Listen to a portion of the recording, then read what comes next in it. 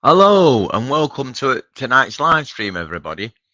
I hope you're all okay. Thank you, David Droman Ventures, for sharing us out. Mr. Williams shouted us out saying it's 9 o'clock. It's, my mistake. I was a bit late, so told him 9:30, but obviously the message didn't get through to him in time before he put his video out. So let's have a look who's in. Well known, unknown was the first one, followed by Tracer, followed by Mark Urbex. Cool. I'll just flick through a few now. Excellent. Okay, now, yeah. Real slim.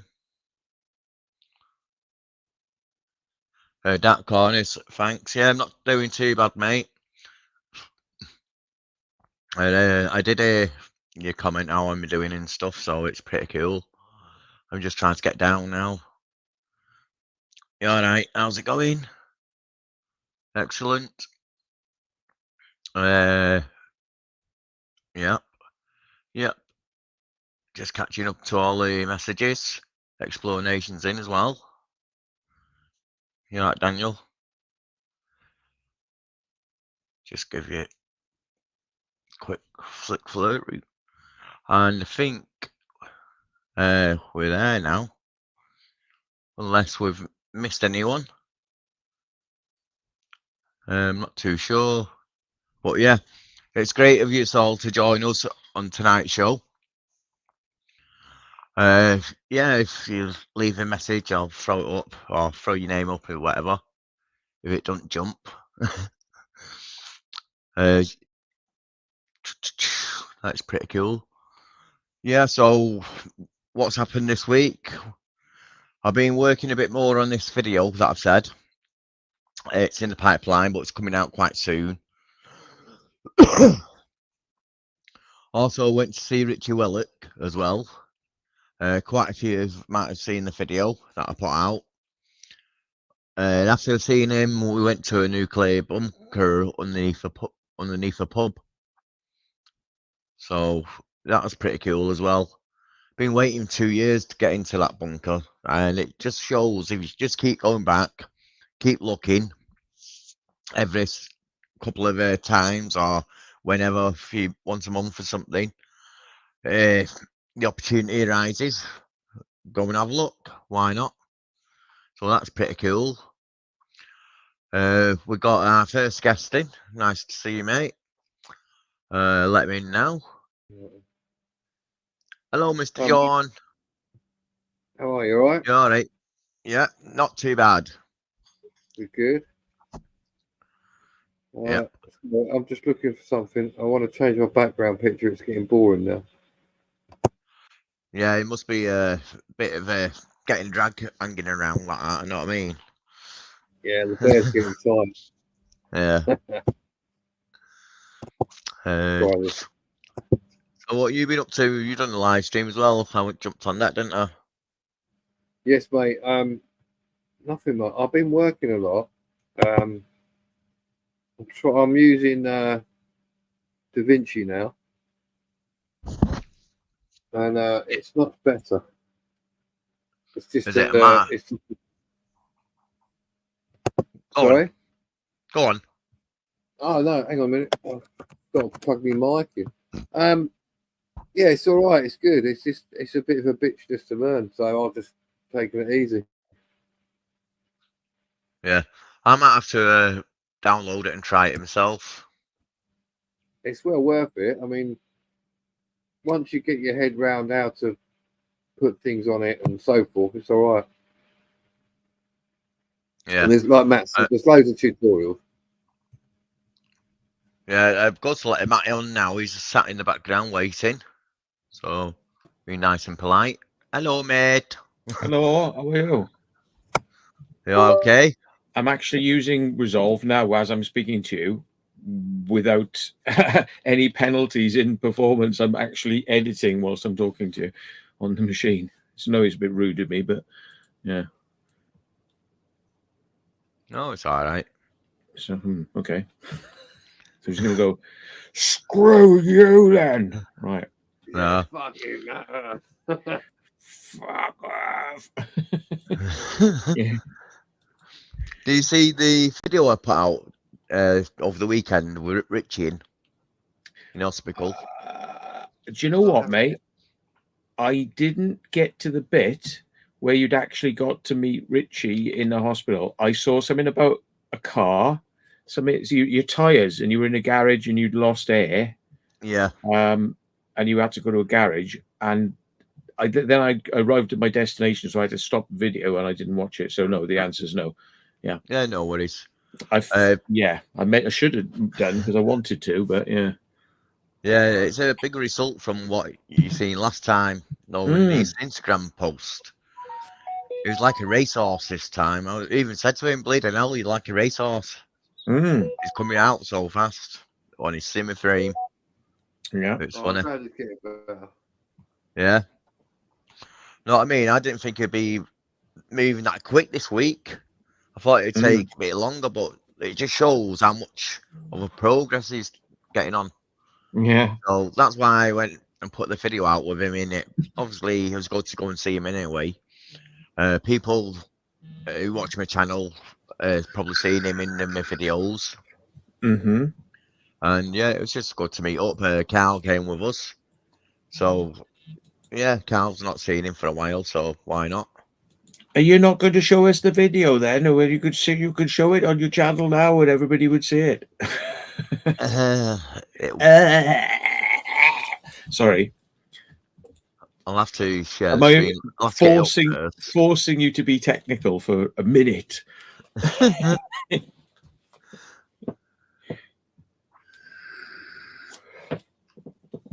mean, I could get it for you if I did it hard. I could do it. I'm just trying to get it up now.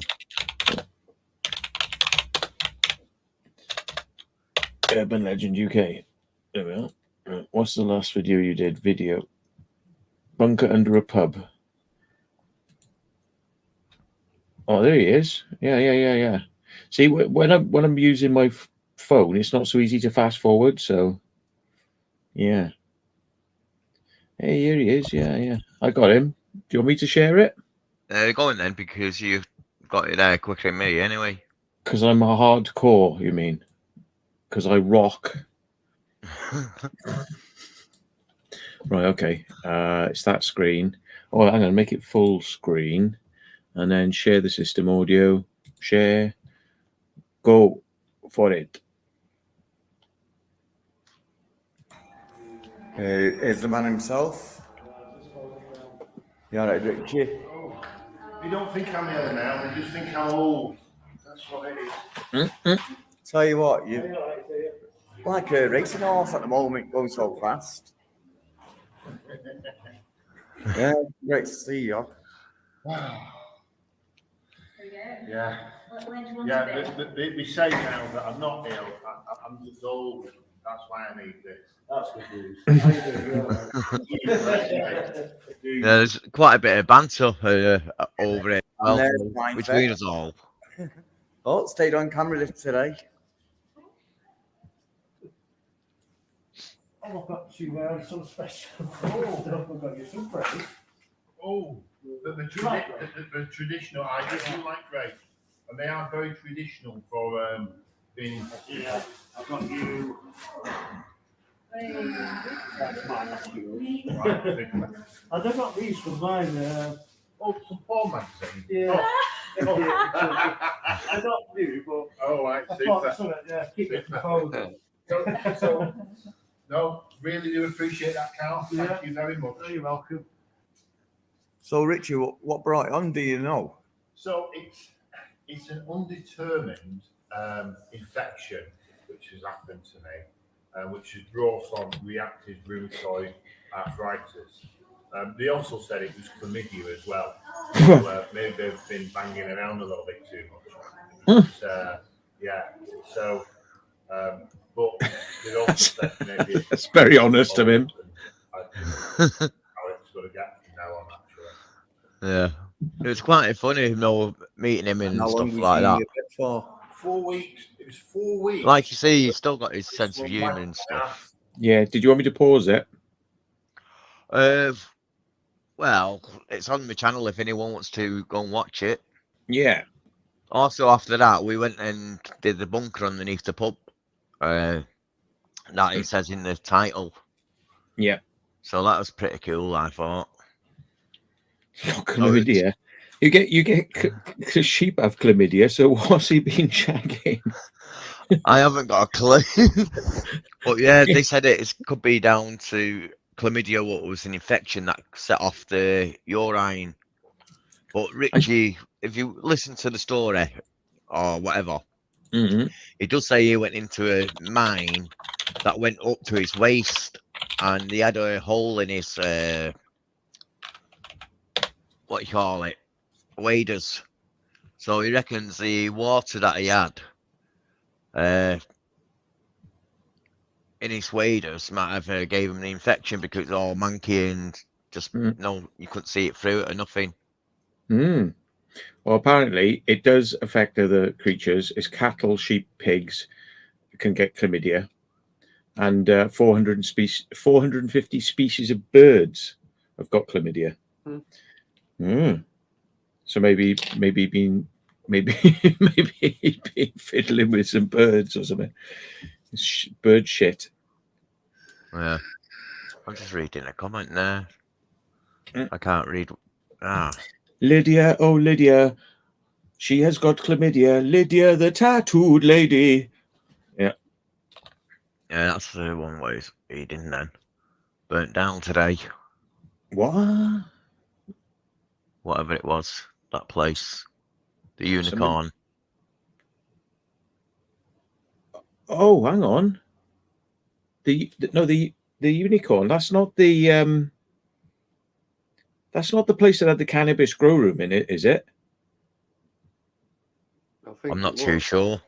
Oh my god, I wanted to get in there because there was a hole in the roof, but I would have had to have done it at night, and I couldn't do it when I had the bail conditions. And like, it's gone, is it? Bollocks. It was an old pub. Old pub, yeah. Oh, well, hang on. Swift Urban Exploration says yes, Mr. Walt, and Real Slim Shady says no. So they're disagreeing. Come on, no domestics on this show, please. Yeah, Come on, keep it civil. Can you just agree on one thing, please, folks? Come on. So much politics. Yeah. It's the one we spoke about. Oh, yeah. Well, that is the one. Then oh god, let me go and have a look. I think I know where it is. So let me see if that's what it's called. I can put it up on maps now. Yeah. Melksham. Let's just type in shithole. Oh, there we are. It's just found Melksham. It's got I got it now. Yeah. That's all you got to do is type in shit and then the word hole. And yeah. It's not too bad, actually. I'm only joking. Where is it? No, it's out of town. Shit. Where's the Littles? It's just around the corner from that. I always get confused. Not that one I know of any one. Truckbridge Melksham. Won't it be on if you Google it? Oh, I think I think I know where it will be. Oh. Hello, Beefface. Beefface, hello. How the hell are you? Aye. Right, it should be there, but it's not showing the Littles that I know should be there. Why is it not showing the friggin' Littles? Oh, that is so weird. Oh, hang on then. No, maybe not. Sainsbury's. Bottom of the town, he's saying. Asda. Yeah, hang on. Lidl should be there. No, there it is. There's Lidl's. Just Googled it. Yes, it's the same pub. Yeah, I've got a pin on this thing. What does it say? Cannabis Pub Bando. Right. And let's put myself on the street. And we turn around. Unicorn. That is the one. Yeah. No, that's the one. Yeah. Yep. Are you trying to show us on the screen or anything? No. Do you want to see it? I'll show it to you if you want. I'm that sort of guy. I can share that with you if you want. You know, don't mind. I'm not going to charge you any money. Has the You- steel's been out of it already? Yeah, there it is. Look, the unicorn. Yeah, the unicorn. I'm the unicorn. I'm the unicorn. Yeah. Yeah. So it looked like it would be fairly easy to get in round the back. If it's gone now, I mean, it's a waste of time. But up here, there was a you couldn't even see, like, there's a hole in a frigging roof, like. Yeah, even a window there has gone.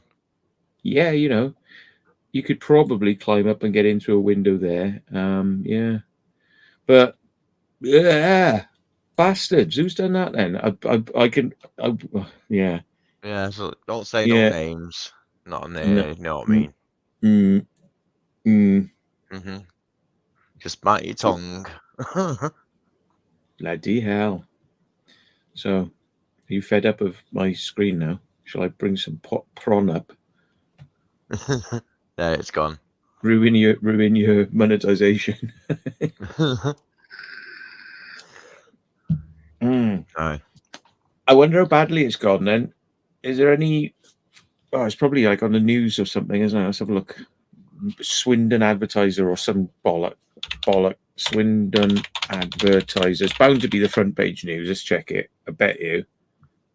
Oh, the Oasis is set to be sold for 6 million. Yeah. Okay. Oh, no, it's not the main story. Storms and radios and cats and things.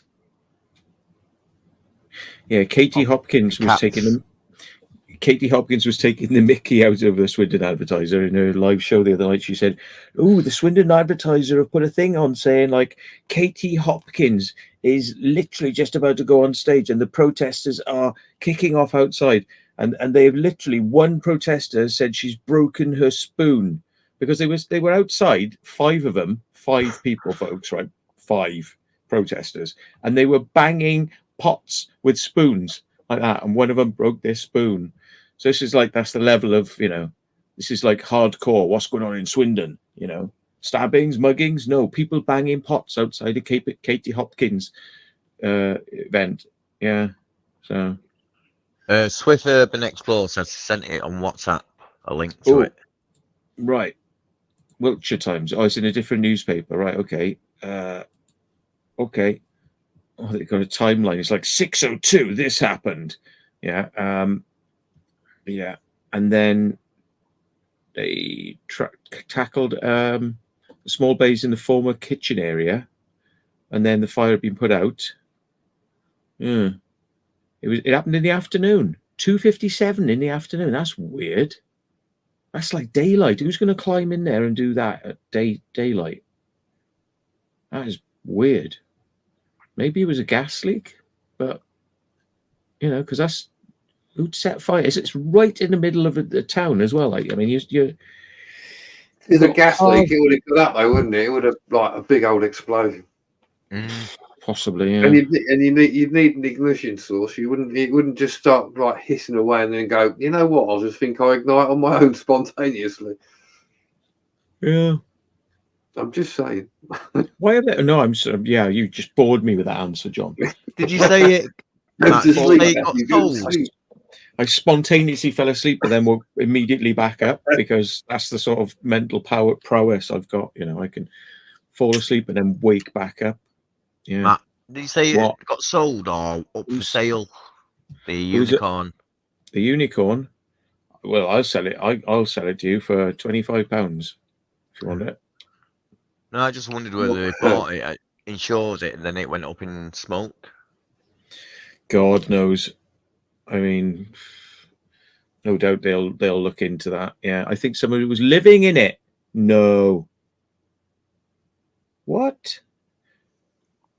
Yeah, bleeding now. Oh, okay. Bloody hell. That's a bit mad if they were. Yeah.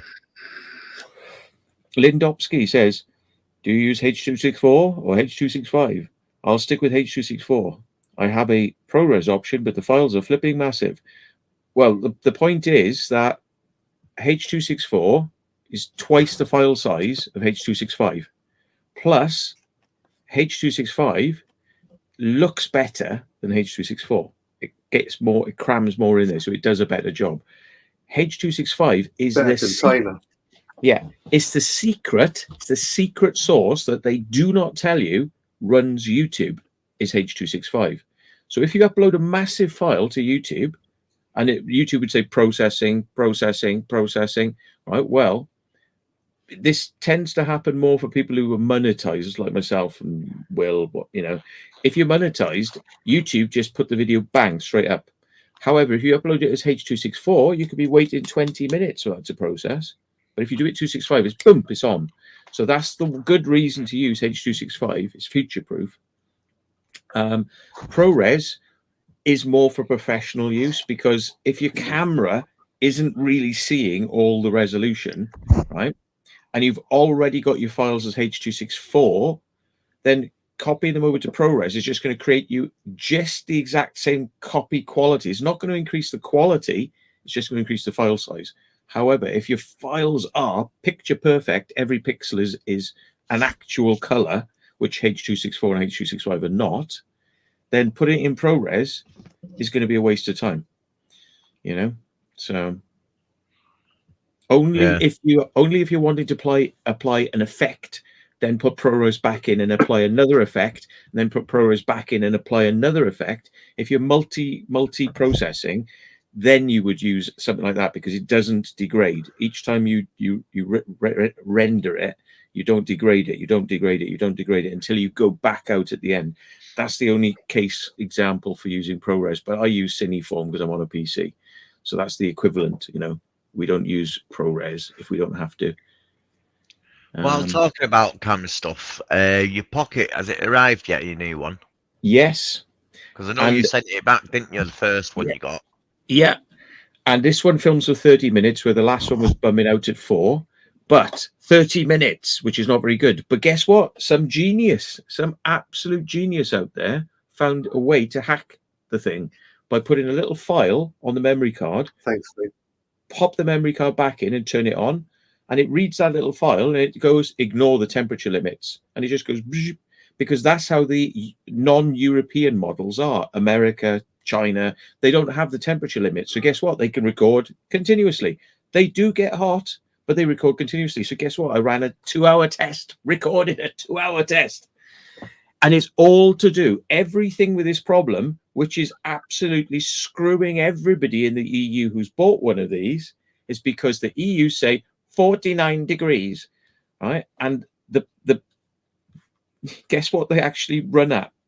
51 degrees. So it's just literally 2 degrees is what's doing this, because the EU are like, no, it's 49 degrees. We stuck that number there and we're not moving. So DJI are like, well, we've got to follow the law. So we put a limit in. So your camera goes off, your camera goes off, your camera goes off. Whereas everybody else can just film and it gets a little bit hotter, just a teeny bit hotter.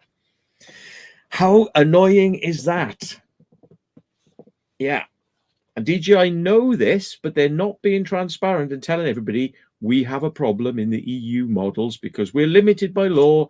So you will get an overheat after a while. They don't say that. Just go buy it.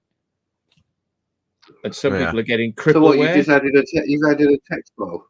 Yeah. Added a text file script and that's it? Yeah. 2 words. It says heat test. Nice. And it's called config hack. And you take away the .txt. So it's just config hack. Yeah. You upload it. And that's a DJI debugging file, you know, that just puts it into the correct mode.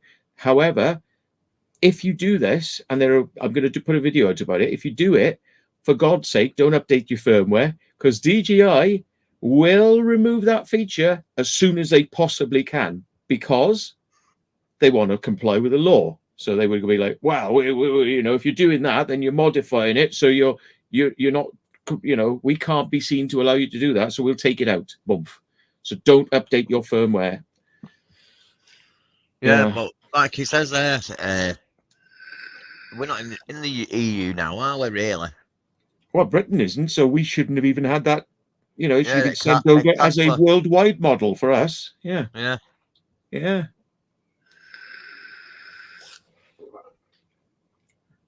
Yeah.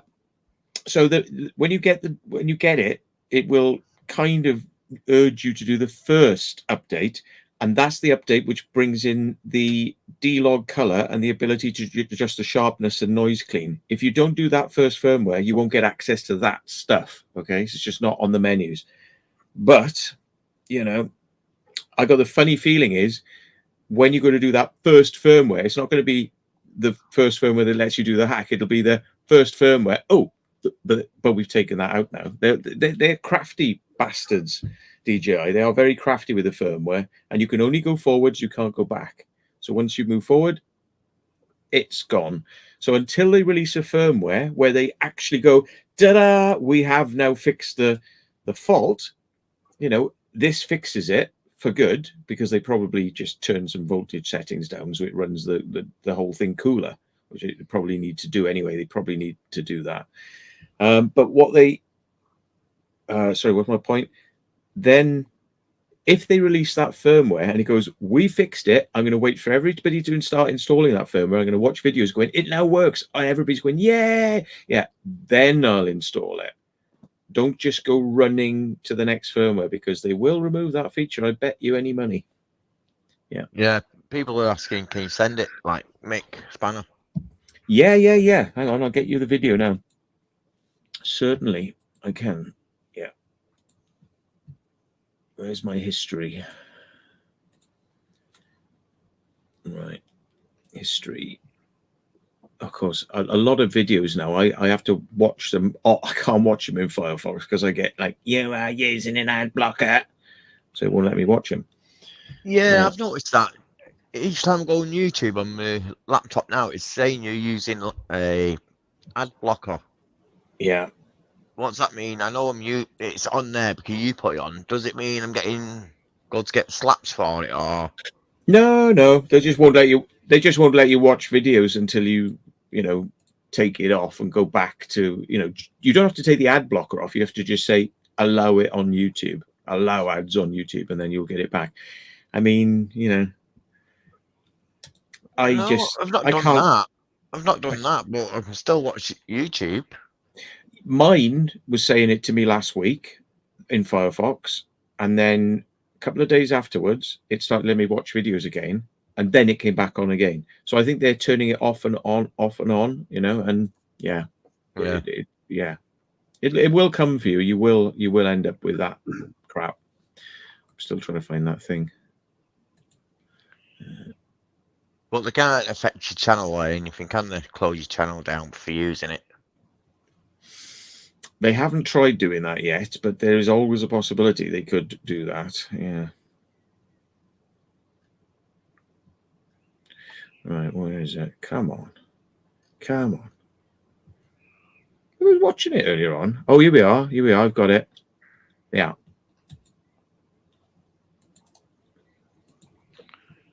Yeah, I've noticed YouTube is pushing the premium, so you don't actually watch ads.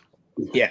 And guess what? There's also this problem that we thought like, oh, it's the Pocket 3 problem. Nah.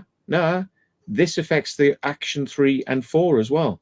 If you're in the EU, your Action 3 and 4 will overheat much quicker and shut down than any other. That'll just other parts of the world. They can just keep on recording. Yours won't. Nah. Do you reckon that might be why the GoPro is doing the same as well? Yes, because the GoPro is a piece of crap. Yeah, because that's known for overheating, but is it designed to overheat, or this limit built into it? I think it's probably because they've had to design it based on the EU specs for shipping in the EU country, and yeah, it probably can take a lot more heat, but America isn't worried about it. China aren't worried about it, and it doesn't catch on fire because they've designed it to run, but it has to be crippled before they put it into the EU. That's more than likely, but I don't know if there is a hack there. I haven't heard of a hack for the GoPro. There might be one, but there certainly is for the Osmo Action 3 and 4 and Pocket. Yeah. Anyway, you wanted that link, sorry. Copy, paste. Here it is. Putting it in the chat now. There we go. And what they do, just click on that and it'll take you to the page. Watch the video. That's the link for the video. Oh, that's a video. Yeah, Yeah. YouTube.com. And it will just explain to you what you have to do. It's really simple. You create a text file. So you right click, you say, I want to create a text file, or you use Notepad, and you just type in the words, I think it's heat space test. Yeah. Then you save that file and you save it as, I think it's called config hack, one word, config hack.txt. And once it's saved, you go back to where you stored the file, you rename the file, and you take away the .txt. So it's just config hack. You know, you copy that file onto your SD card, the root of the SD card, put the SD card back in the whatever you're using, and then woof, it just works. Now, if you format the card, obviously, if you want to wipe the card, you format it. Well, you're going to lose the file, so you have to put it back on again. So I haven't worked out, is there an easy way to just go delete and then delete all these videos rather than formatting, because then it will maintain that file being there and I'll be ready to go, you know. So, or if you put your file thing in a computer and you copy your files to a computer to edit, delete all the files but leave the config hack file and then put it back in the camera. Should be all right. Yeah, I was going to say, if you transfer all the files off the SD card onto your folder, or a folder for your videos, once the SD card's done that, transferred them, you can then clean the SD card, then move just the one folder back onto the clean SD card, can't you? Do it that way. Yeah. So you could select all in your card, move it over, clean the card so it's clear, then just transfer that file back over. Yeah, Kerno, says he doesn't have the problem, but he shoots in 1080p. Well, remember, the 4K is 4 times the data rate of 1080p, which is 2K. So 4K is not just 2 times, because it's like, well, that's 2K, that's 4K. It's actually 4 times, because you get 4 resolutions in Ultra 4K. It's actually 2K, 2K, 2K, 2K. So it's actually 4 times the resolution. So if it's getting warm on 1080p, it will roast on 4K. You can guarantee that. So, yeah. Yeah. Yeah. Well, you say you can't edit. I think you probably can, but you don't know a secret trick that can make your iMac render and edit 4K footage. It's called proxy files, and Premiere's got it. I would imagine Final Cut has it. Don't use iMovie; it's shit. Yeah, but Final Cut would have it, and DaVinci Resolve definitely has it because I've been using it. And all you do is you drag your footage in, and you put it on the timeline. But before you start editing, which would be really slow, yeah, you go up and highlight all those files that you've got in there again, right click, you say, make me proxies, and it'll say, like, what quality? And you say, well, low quality, because low quality will just edit really well. And you press go, and it'll go, and it'll probably take about half an hour, go away, come back, and now you'll have a slightly lower resolution looking file that you can edit with, but it'll edit. And then when you press render, yeah, at the end, it won't use the proxy files to render. It will use the big files. So you just wait for the thing to render, and Bob's your uncle. That's how you edit 16K, like not 4K, like 16K iMacs on a shitty old Mac. It can be done. It can be done, but you've got to use proxy files, because there's no way you're going to be watching it real time, pressing play. It's going to just go and just stop on a frame, and that'll be it. That's how you do editing on lower spec machines. Yeah, Matt, someone's just bought a DJI Mini 3, and does that overheat? Do you know? He's got to try it out tomorrow. No, you know why? Because all those drones have got a little fan inside them, keeping the processor cool. What don't they have in a pocket or an Osmo? They don't have a fan. Why? Because you'd hear the fan noise coming through the microphone, because the whole thing's so small. Plus, the action cameras are waterproof. Well, you can't have a vent with a fan keeping it cool. Just don't work. So they just let them get hot. That's the thing. Yeah. Yeah. And it's roasty toasty. It's very warm. I'm not sure how they're going to fare over time with that amount of heat, but it handles it. It's designed to handle it. You know, they are designed to work, and people in the States are not reporting this problem. You know, this is people in Italy. You can hear Italians and Germans. I mean, it's all people in it. You know, these are the ones that are complaining about this. But people are saying, I love my Pocket 3. It's great. Look, I've been filming for 2 hours. I'm hearing an American accent there. Yeah, you don't have the problem, do you, mate? Yeah. No, when you first set it up, Matt, do you have to choose what country you're in? No, but DJI are very clever in working out where you are. I've seen this on the drones, right? You can't get around it that easily. They've worked out very tight, because I put a GPS spoofer, so I could say I was in the United States, and my phone would. I open Google up, and it would go, "Oh, you're in the States," and it just put me in a random location. But so my phone is being fooled. So the software on the phone, which is what activates your drone, now thinks I'm sitting in the States. But guess what? Yeah. They then read the drone's GPS, and they go, "No, you're not." Nope. See, so they get you that way. So I put my everything on my phone to like US, install the software, activate the drone, and it goes no. So the drone only uses the higher power transmission if it detects it's in a country where it knows it can. The moment you're in Europe, it goes drop the power, and it restricts it in the ways that we don't want. So you have to hack the drone to get it to do high power, which I have done. So yeah. And not update it then, basically. And don't update the firmware, because some versions of the firmware are hackable. And if you've got one, you stick with it. And if you move to the next version, they will have made sure you can't do that. So don't do it. Yeah. Yeah. Yeah. Urbex is saying you can use fake GPS.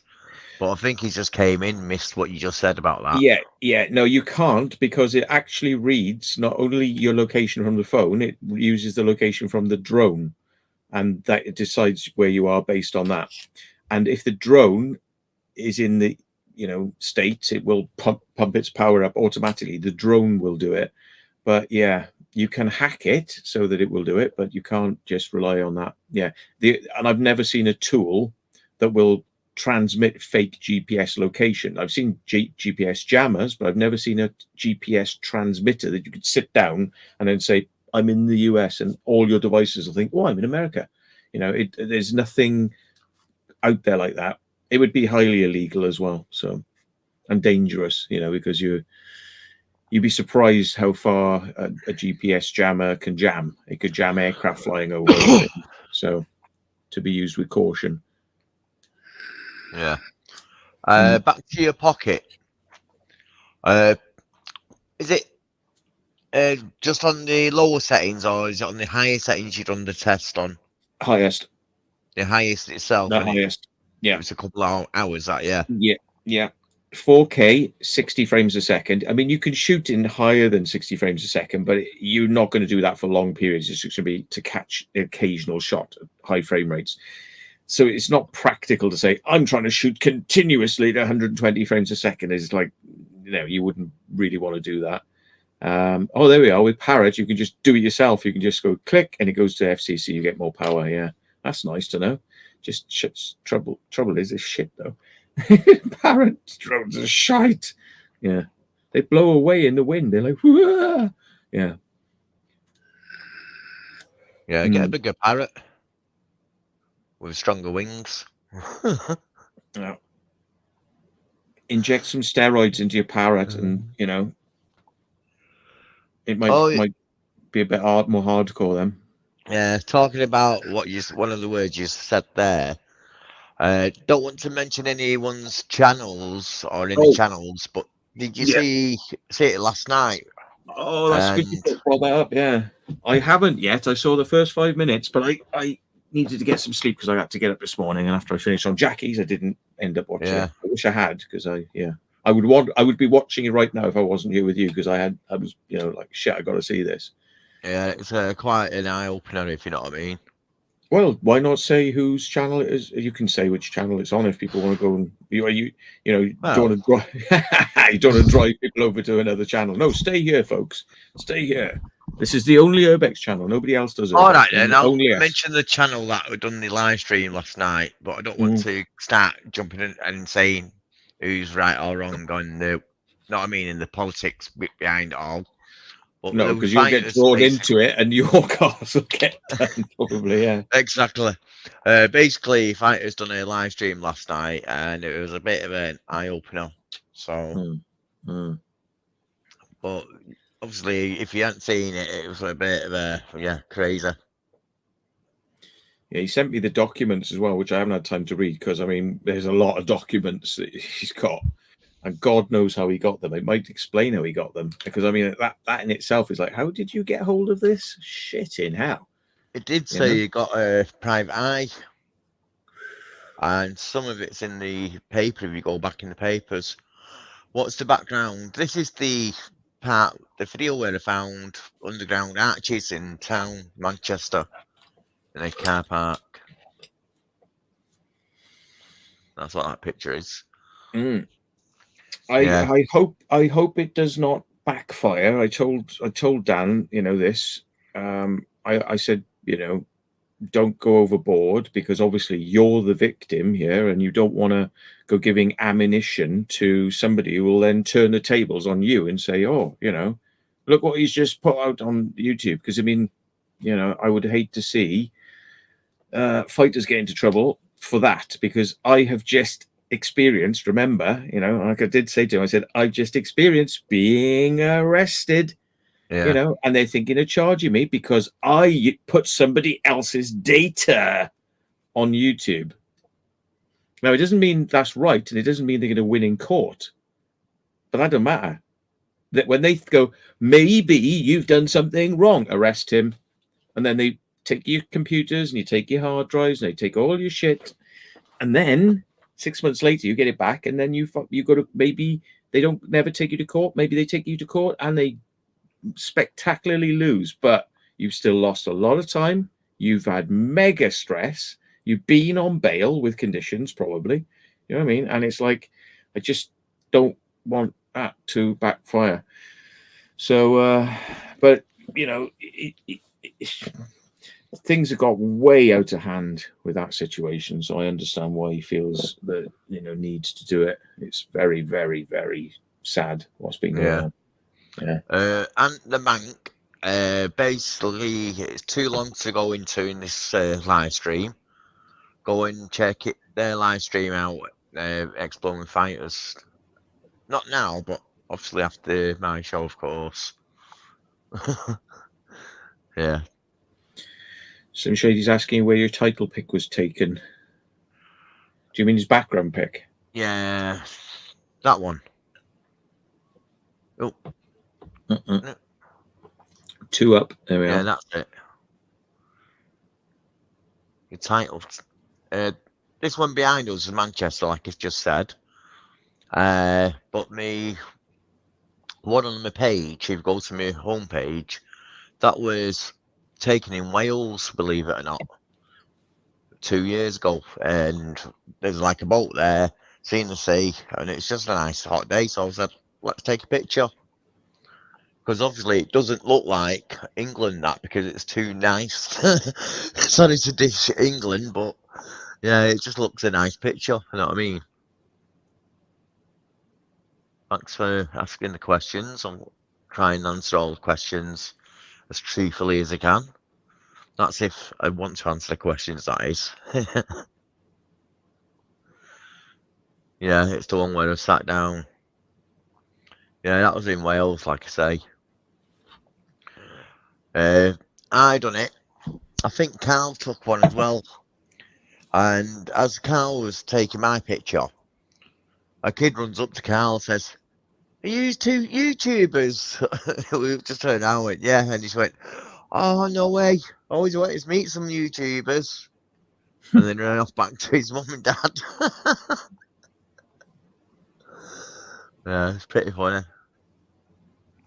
He didn't have a clue who he was or nothing, you know what I mean? So, I don't think he did. Oh, well, hi, man. Joel's in.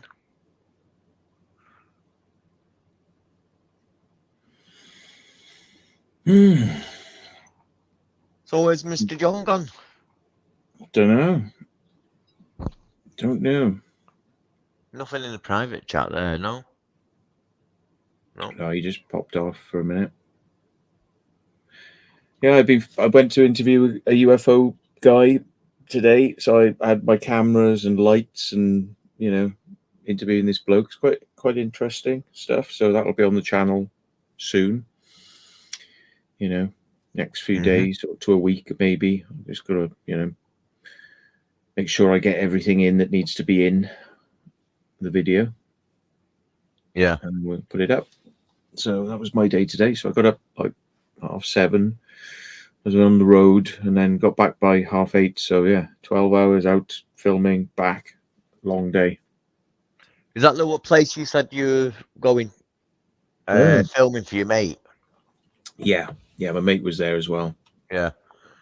Are you just the video you're putting up? Are you just putting up the UFO part as well, or other parts of the conference? Oh no! This is not the conference thing I filmed. This was a person. We went to their house and they've got thousands and thousands of UFO report documents and things like that, and it's all filed in date order. And he's filled his house with these boxes and files, and it's all in order. So you can just go, oh, I want 1954. So you go pull out the file, open it, and then you can go through. It's all in date order. Then so you go like but he's made books of this, but this is actually looking at the originals. And guess what I actually had in my hands today, which I was like, is that real? He says, yeah. And I'm like, how have you got these? How have you got these? He had the original drawings from the Haverfordwest UFO sightings, right? Done by the children who were in the school. Is that the one in Australia? No, you're thinking South Africa. I think. Is it South Africa? I'm not too sure. There might have been another one in Australia. Yeah, you might be right, but there was the Ariel School in South Africa, and there was also this one in Haverfordwest. Very similar. Weird thing is, it's very similar, and they weren't highly publicized stories, so it's not like it would have been in the news about it. They would have got to South Africa to like a library of UFO reports. Yeah, absolutely. Yeah, and hello, how are you? So yeah, but to actually hold, and he had lots of them, and they were colored in silver pen, like to show the silver body of the UFO. They kids had colored it in. And the funny thing was, even though all UFOs were kind of slightly different shapes, you can go, but they're on the right theme. The theme is there. It's just the dimensions and the way kids draw.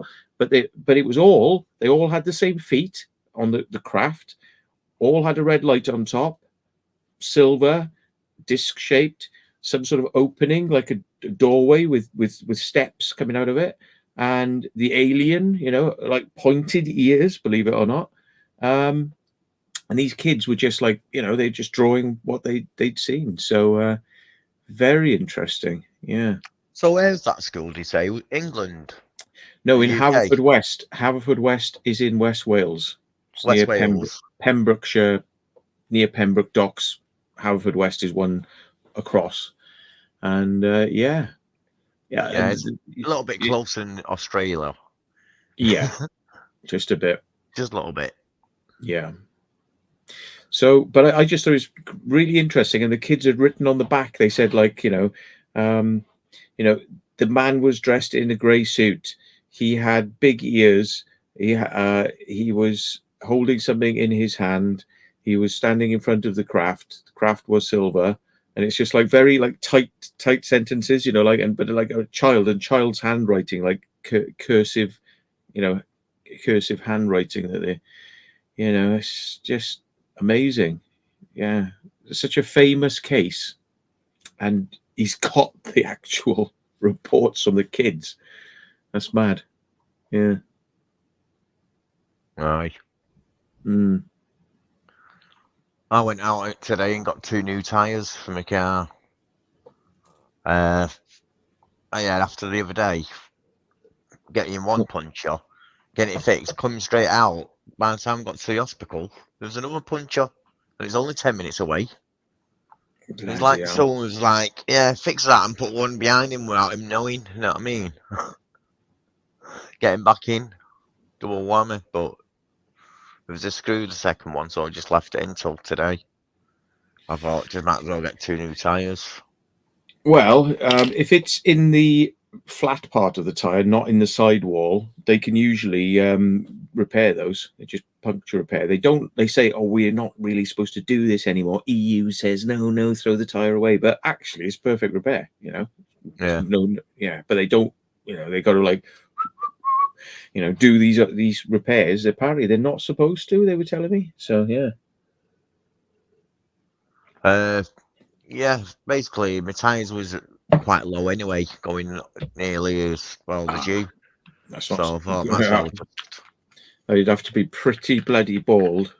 upgrade them, you know what I mean? Or get new ones, like I say, especially for winter. Yeah, I come in the category of slick tires, you know. So yeah, Racing slicks. yeah. Girls supposed to talk to a unicorn. Mm. Real slick saying. Fell unconscious, not unicorn. Right? The girl is said to have touched it and fell unconscious. Yes, Oh. the UFO. There's are you talking about? It's my South Africa? dyslexic and kicking in, not reading Yeah. comments proper. I was just thinking the girl touched it and it was like a unicorn, and it's like, yeah. So what are we talking about? Yeah, it's like, did she touch somebody's genitals? And it's like, hey, look at my horn. I'm a unicorn. And it's like, yeah, no. But that popped in my head. I'm like, what's he on about? Yeah, no, thankfully not. Yeah, never mind. That's just the dyslexic kicking in on me, like I say. It does it every so often if you keep reading. Yeah. Well, Oh, folks, I'm Oh. back. Sorry. Guess who's back? I'm back. Bengal's back. Dun, dun, dun. Yeah. Oh,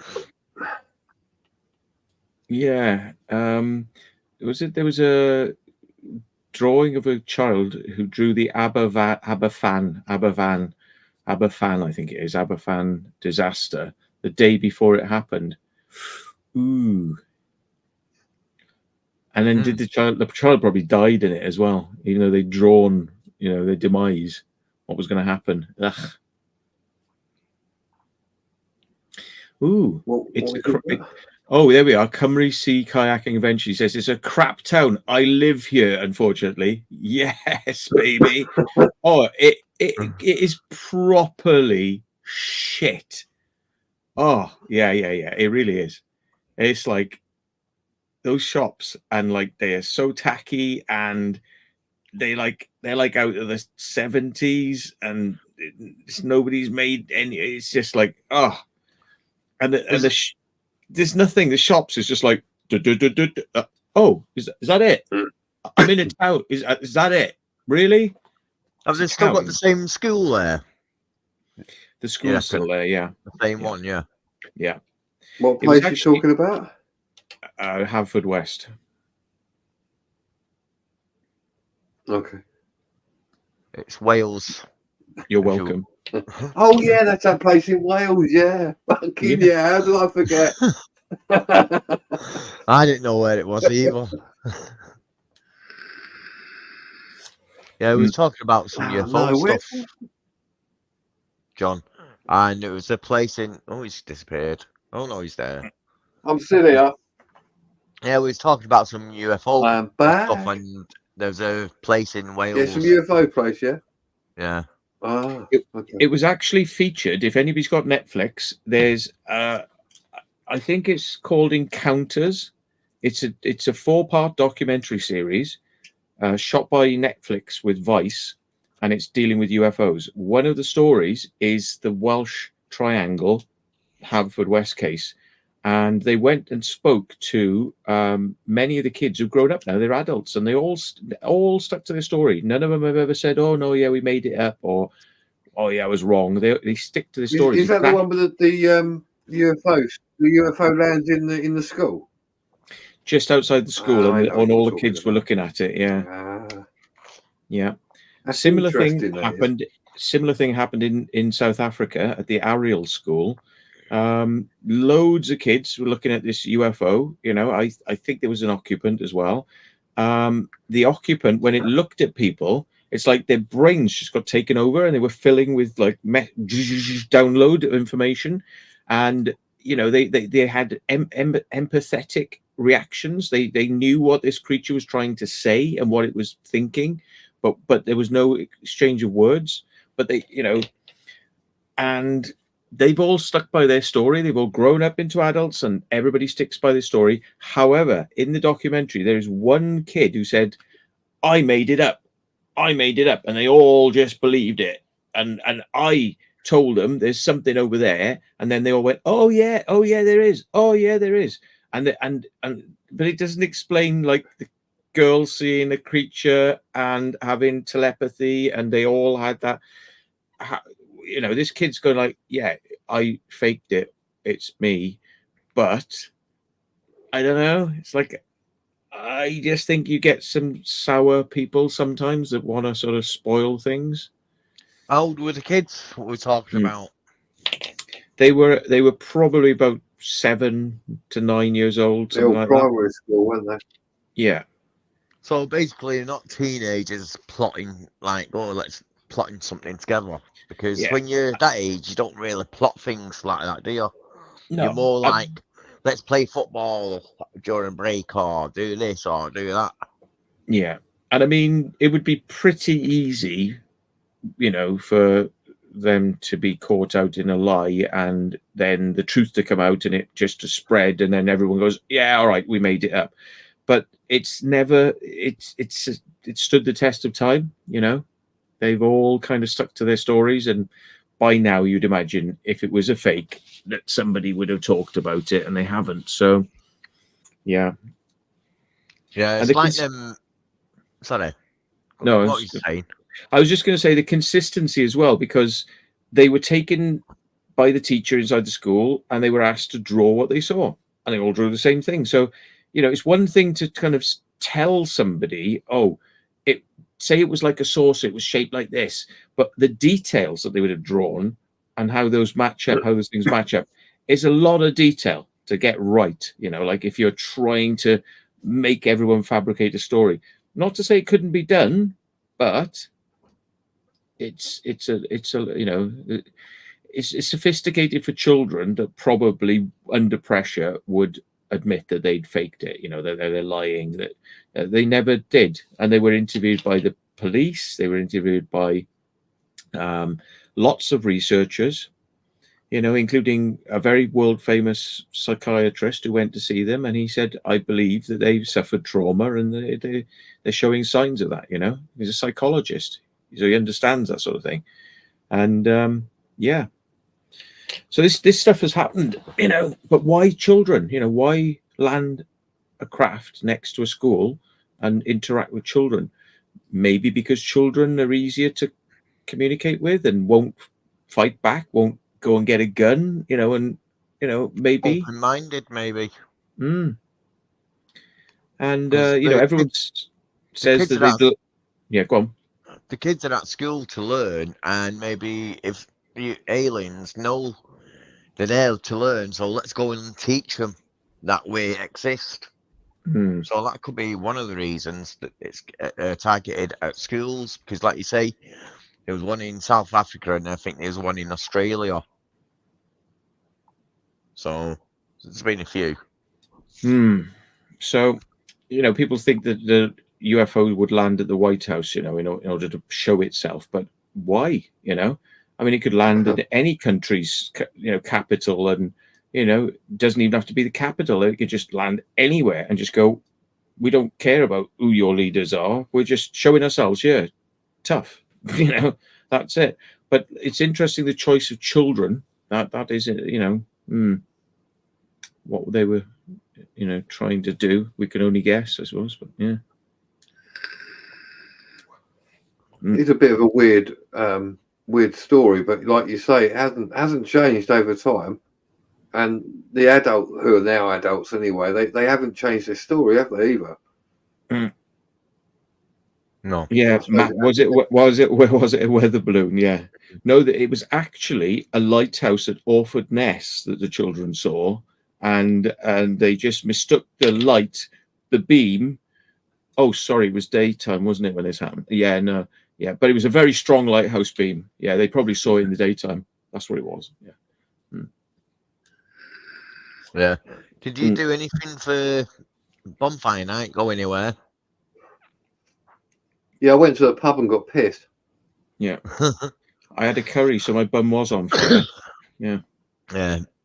Me and Carl went to see Richie, like, you know, Mm. 2 flat tires, like I just told you. After Best seeing way him, to go, in it. after seeing him, after seeing him, we went to a bunker, and after that, we sneaked into a firework festival.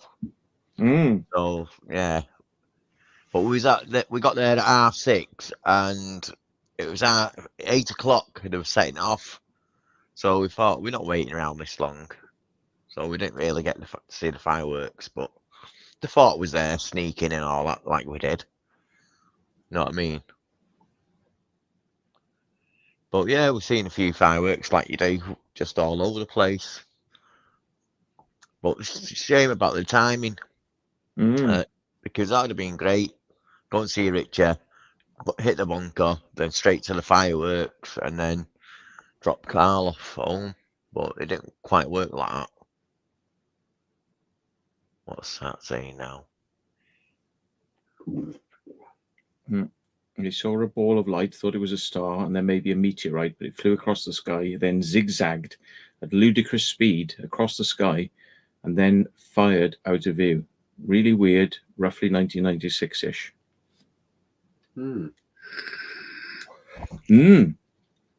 Zigzagging, you know, that's the thing that they're mostly interested in with a lot of these UAP sightings is, you know, something that is showing anomalous motion, i.e. not going in a straight line, going right angle turns, you know, which would be impossible because an aircraft would have to slowly turn and move. Otherwise, people get squashed up against the inside. And, you know, the types of forces that are involved, the speeds from standing still to going up and out of the atmosphere, you know, like no aircraft can do that at those speeds. And anyone who would be inside something like that would be crushed.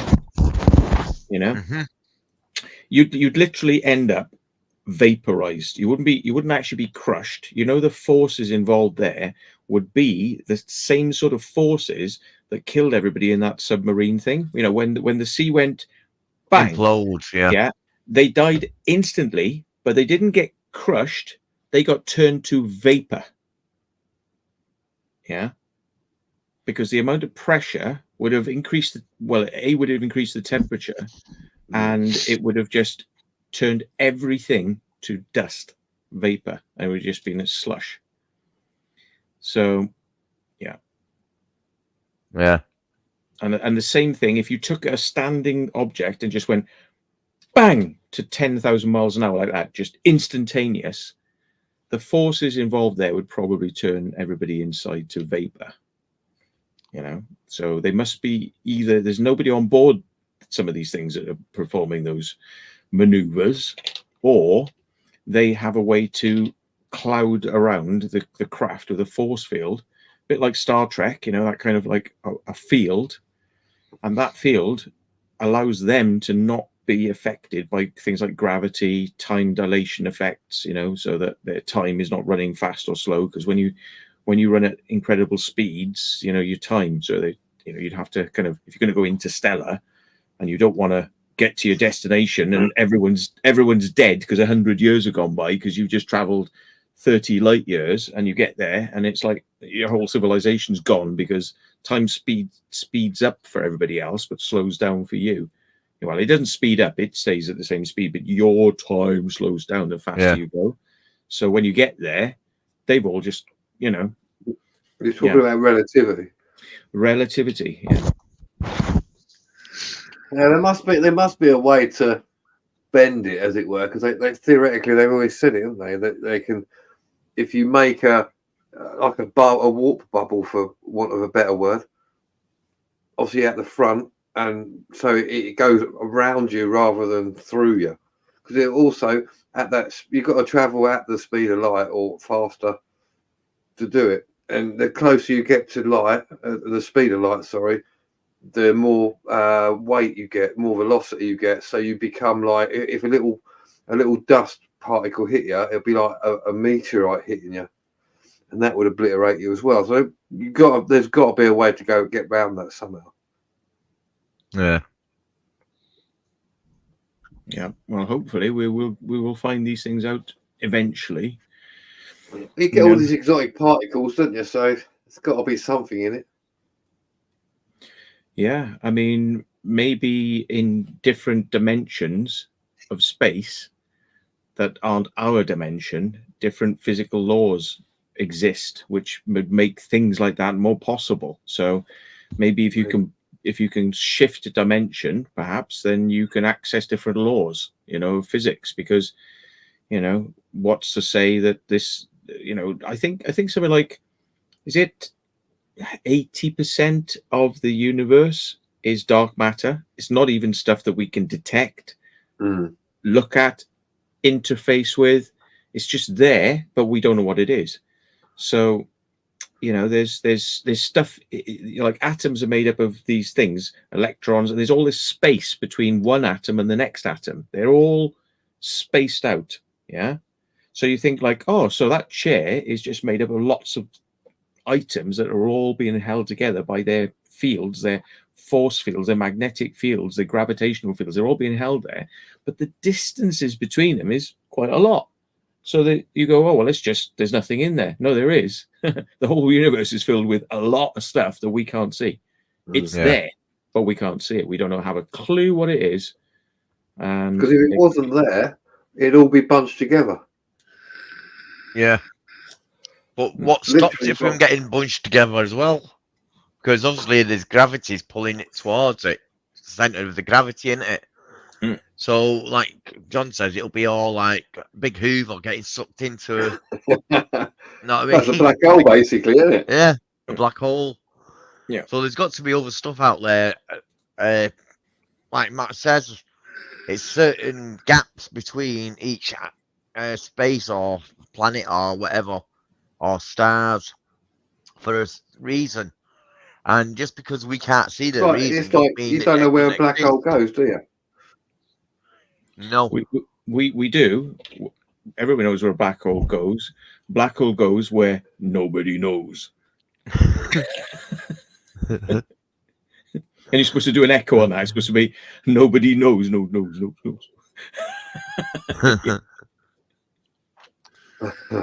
Yeah. You broke up there, but I understand what you're saying. Yeah. Oh yeah, where the black hole goes, nobody knows. Knows.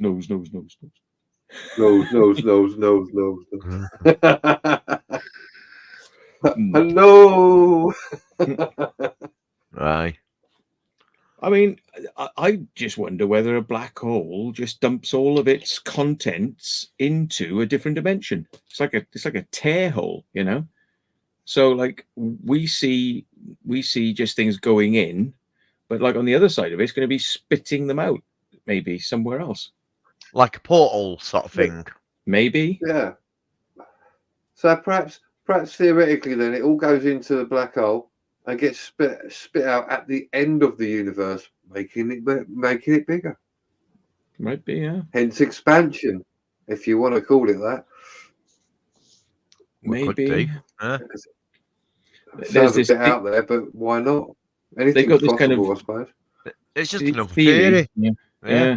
They got a theory that it just goes down. It's like a rubber tube, and it's like if you get too dense, then it literally just stretches the rubber fabric of the universe. But that's a very simplified way of looking at it, because all laws of physics break down then under those conditions, or are supposed to. So really, they don't know. And I mean, but what they do know is that there is something that we really don't understand. But that's just one item they don't understand. Then you've got 80% of the universe is all this stuff that I'm putting my hand through a different dimension right now. And it's just like the soup, but you can't touch it. It's there, but there could be people living there on that different dimension, and like they're not aware of us, we're not aware of them, you know. But like, and maybe this is where some of these weird paranormal things come from. Maybe things flip in and out of this other dimension, you know. Yeah. Yeah. Perhaps that's Yeah. you know, perhaps that's where like ghosts come from. Mm. And it sounds, you know, forget about the side of like the paranormal with like, you know, it's dead people. Ever thought that it might not be? It might just be the fact it's a different dimension. There's people there, so these ghosts or whatever you see is actually in a different dimension. Well, maybe our consciousness is linked to this other dimension, and there's all sorts of things going on over there that we're very unaware of. Because people talk about the Akashic record, you know, like, and how can we do things like remote viewing, which if people, you know, believe in that sort of stuff. Well, how can a person project their brain out into the ether and go and look at things that they're not aware of and come back with the information?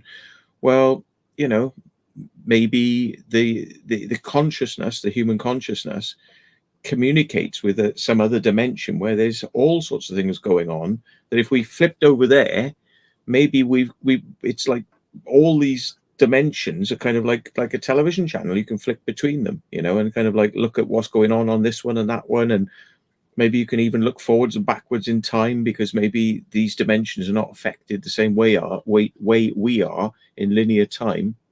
You know, so there's all sorts of weird possibilities. It's all up for grabs, and, you know, science goes like, no, we're only interested in what we can see and what we can prove. You know, but it's like so much of life is all about things that they haven't got. Science has no handle on this stuff. They're scratching around. They eventually find nice little ideas, but now they understand that birds or plants communicate via quantum levels.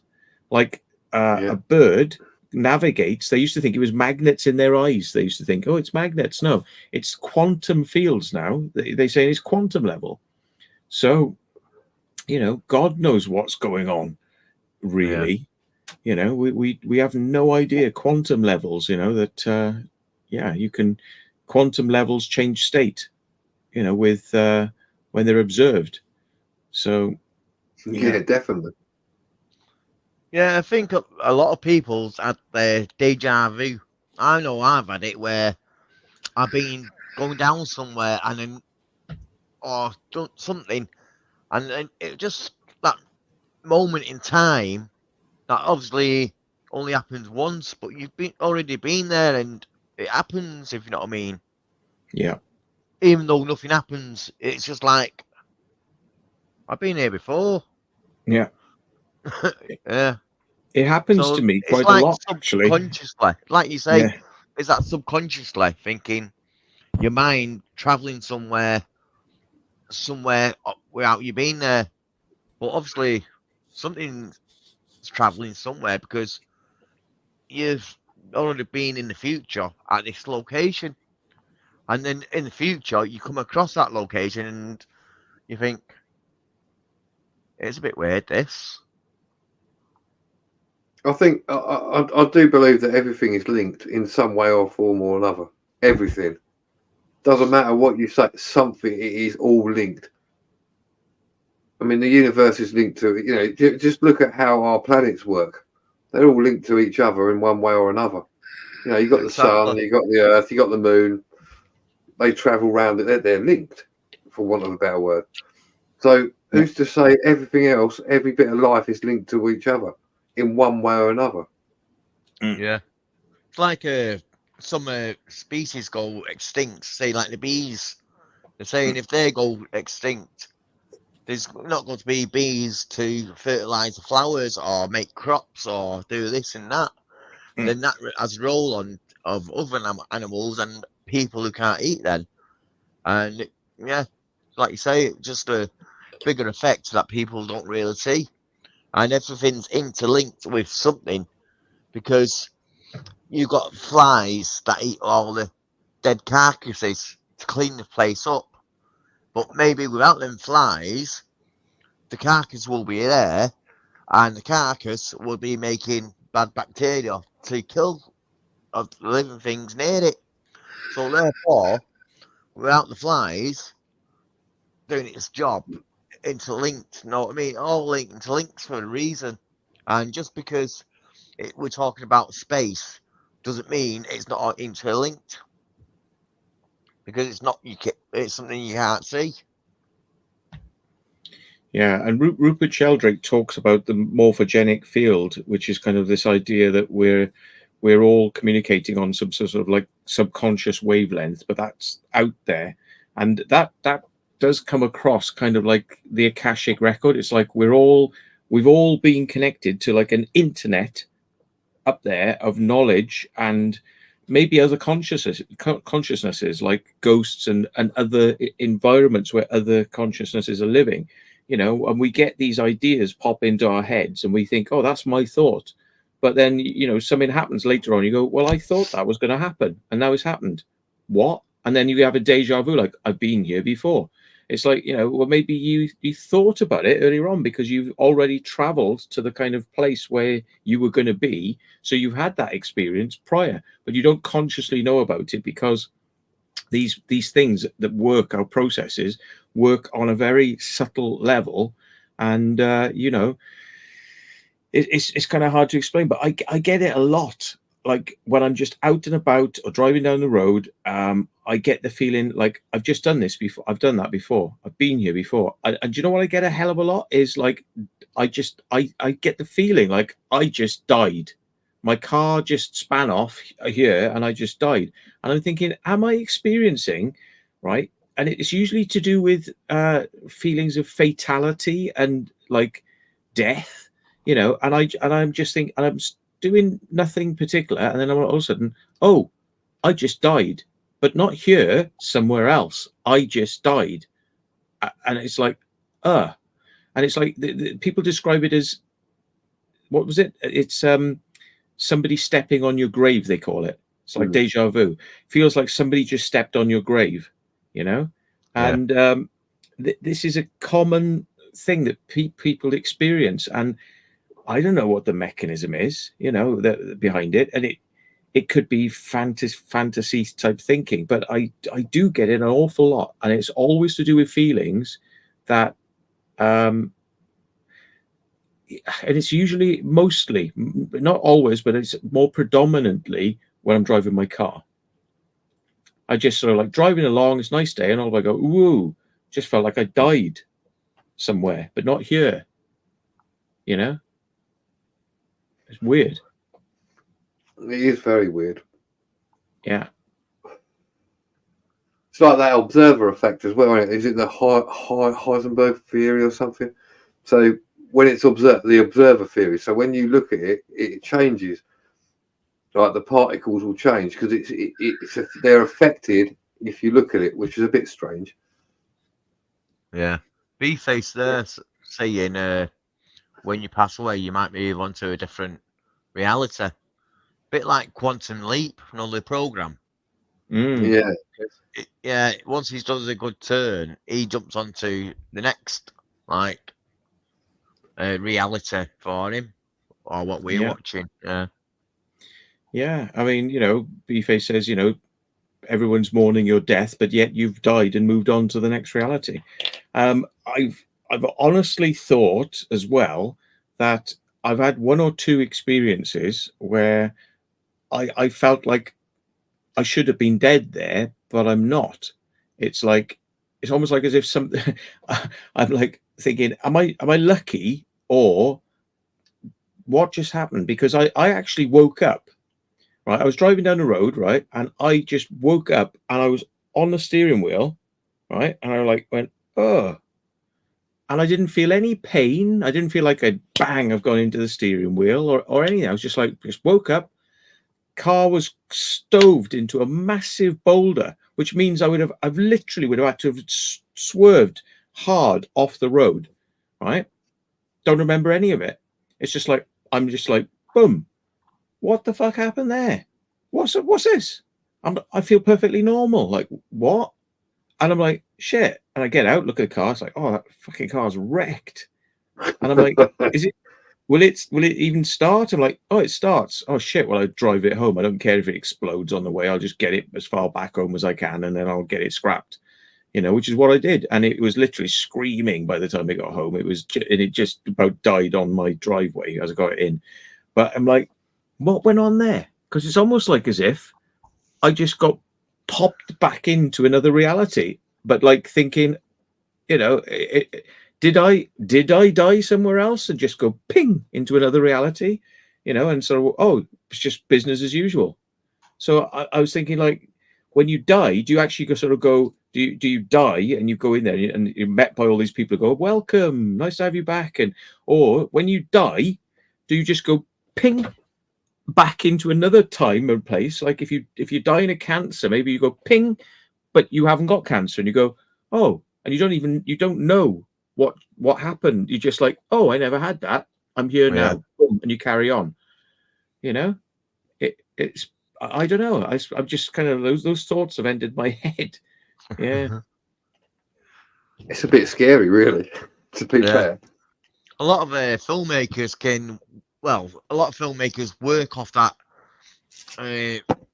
reality of that and making stories out of this and stories out of that, because anything can just pop up, and it's quite good for filmmakers for that. It's strange because you can be driving along and you have a bit of a, I don't know, like a blank. You blank out, don't you? Not in a. I don't know. It's strange. You and then you suddenly sort of get back to your senses. You think, oh, right, where am I? Oh yeah, I'm going down there. Or you might have had it where you've done that, but then you sort of think, oh, hang on, why am I down this road? I didn't need to go down there. Or like, how did I get here? I was looking at the sat nav. It was telling me, but I've got here. It's a bit weird. As if, like you say, as if you've just jumped to reality, or you've jumped to some timeline. It's hard to explain, to be fair, but I get what you're saying, Matt. I've even like driven around and just felt like, something down there. I'm sure there's something down there. I've like driven down there and then found, there's a bunker or a base or something like that. I've had that, and I'm like, why am I getting that? Why would I get the feeling there's something down there and I need to go and check it out? And then there is, it's weird.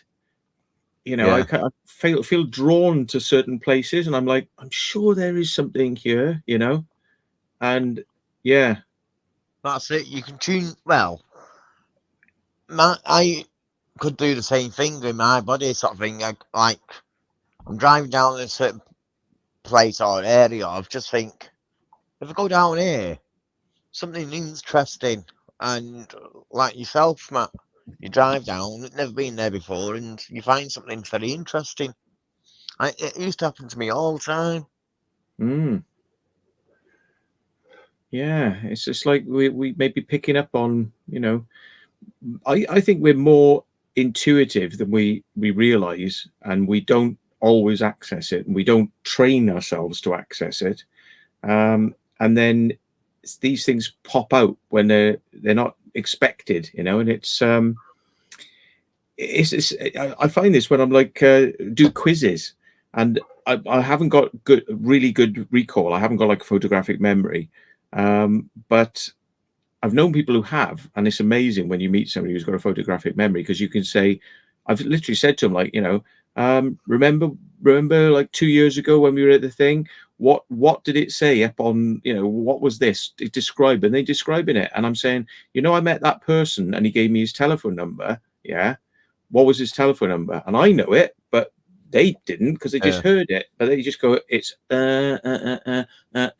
and I'm going, you fucking, that's mad, because it's in my phone. My phone's locked. They don't know this number, but they heard it, but they remember it from ages ago, and they just remember it.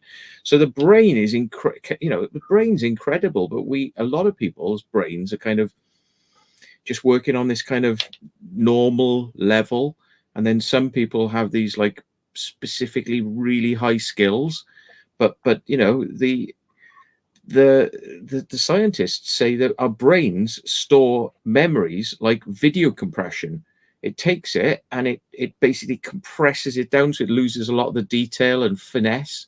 So what we're experiencing live is very, very, you know, there's a lot of detail in there. But when you remember it in dreams, you can get bits wrong, they say, and it fuzzes it out. And they've even got like a, you know, a good theory of like how much it compresses it. They've worked it out, you know, because they've done tests on people, like, you know, what can they remember, you know, a week later, a month later, and things like this. So they know these sorts of things. But I put forward that, you know, a bit like the Akashic record, maybe our brains don't just store stuff in our head, they store stuff out there in this Akashic record.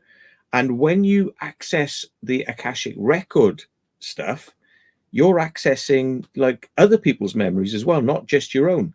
So if you needed to know something and you reaching out, you get an answer, and then you think, well, how did I know that? How did I get that? Because I can't just make that shit up in my own head. Like, oh, I know there's going to be something down there. It's not. It's got to be something is drawing you to it from an external reference. There has to be something coming back through. So maybe, you know, maybe there are dimensions where our like brains are storing this information, and we've been connected to this internet for, you know, hundreds of thousands of years as our brains develop this ability. And I think maybe even animals, you know, have got this ability too, you know, which is why they're kind of like using this quantum level stuff, which is like, scientists have only just found out about this. Like, nature's been doing it for millions of years, you know. So we really haven't scratched the surface of what nature is capable of. And I think, you know, in 1,000 years time, we are going to be like practically like gods, you know what I mean? We're going to be thinking things, and things are just going to materialize, and we're going to be slipping in and out of dimensions and teleporting and warping and going backwards and forwards in time, and we're going to be doing all sorts of shit. I mean, and they're going to look at us and they're going to think, Jesus Christ, they were so primitive back then. You know? It's because we're all on mobile phones, you know what I mean? We're too fixed on mobile phones these days to get your brain actually working. But like I say, I've had mates come round and say, oh, let's go here today or tonight or whatever. You know, it's going to be good. And I just don't get the feeling in your bones, like you've heard the saying, feeling your bones. But when they come and say something, and then you get that certain feeling, you're guaranteed it's going to be good, or it was for me. It was like 9 times out of 10 when I got the feeling, it was great to be where I was, if you know what I mean. If I didn't get that feeling, I wasn't going. And I asked them, what was it like? And they say, oh, it weren't great, or nothing, or whatever. You know what I mean? I was like, well, I'm glad I didn't go, sort of thing. But it's like when I went or got that feeling and went with them, it was great experience, great day or evening or whatever we were doing. It's weird how you just get feelings, like you say. And not just that, it's like you think, oh, someone's going to knock on the door, or something. Next thing, you get a knock on the door. Very strange. Yeah. There's time slips, you know. There's stories about a battle where this army was coming at another army, and somehow mist came down and they just disappeared. The army just went in but never came out, you know, the other side. That was it, gone. You know, so there was that's a famous story about which has never really been explained, but people say, oh yeah, but it's just history, isn't it? It's just nice little stories and tales. But is it, you know? And then I've spoken to people who I would put this in the realms of ghost stuff, and I've spoken to more than one person that's had this type of experience. Right? They've gone to a building, so it's, you know, they've gone in, and it's a theater, and they've walked up the stairs. And they go, hello, is anybody around? And nobody's answering. They walked in, and there's people practicing, not a whole play, but there's people practicing for a play on the stage. And they're watching them, and they're like, well, we won't interrupt them because they're like there. So they come back out and they go back downstairs, and they say, then they see somebody say, "Oh right, oh we've been looking for you. Sorry, we did shout, but nobody answered." And he's like, "Okay." And they said, "Yeah, we went in and saw the people practicing for the play." And he goes, "There's nobody practicing for the play." And he goes, "Yeah, we went up the stairs and we went in." And he goes, "Which way did you go?" And it's like, "Well, I went up the stairs and I went to the left and went in." And they're like, "That's been blocked off for years. It's not even there." And he said, "Come with me." So they walk back up there, and it's like the way they went in doesn't exist anymore, right? And they go in, and there's a stage, but it's all different to the stage they saw, all decorated differently, yeah. And there's nobody on the stage. And they said, "No, what you saw was the old stage. You know, like you've seen the old layout, not the new layout." And it's like, I spoke to somebody who went to a house, and there were people inside, and they were like old. It was like an oldie worldy, like, you know, scenario. And then they went to go back there again, and it wasn't like that. Yeah, there was a kid who I'll make this the last one, because I mean, there's plenty of examples of this sort of stuff. There was a kid, and he fell off his bike, and a woman came out and she said, "Oh, let me help you." And she went and got a towel and cleaned his injuries, because he was scratched up, cleaned him up, and sent him on his way. And he went home and he told his parents, he said, "Oh, I fell off my bike, look, but this woman, she helped me out." So parents went back up there to where, you know, with the kid, and they said, where? And it's like, there. And so they're going to thank the woman. Knock on the door, somebody answers, and they say, "So this woman, you know, helped?" And it's like, no, there's no. And they said, who, you know, what, describe her? So they described it, and they said, "No, that's the woman who used to live in the house. She's been dead, like, you know, 15 years. You know, you just described the woman, and it's like, she's been dead." But it's like, Yeah. a ghost is interacting so real. It's like physical. They're making contact with you and cleaning you. And it's like, you know, people have got this idea about ghosts being this like ethereal thing that walks through walls and stuff like that. Sometimes ghosts can be so real. It's like you're in a different place.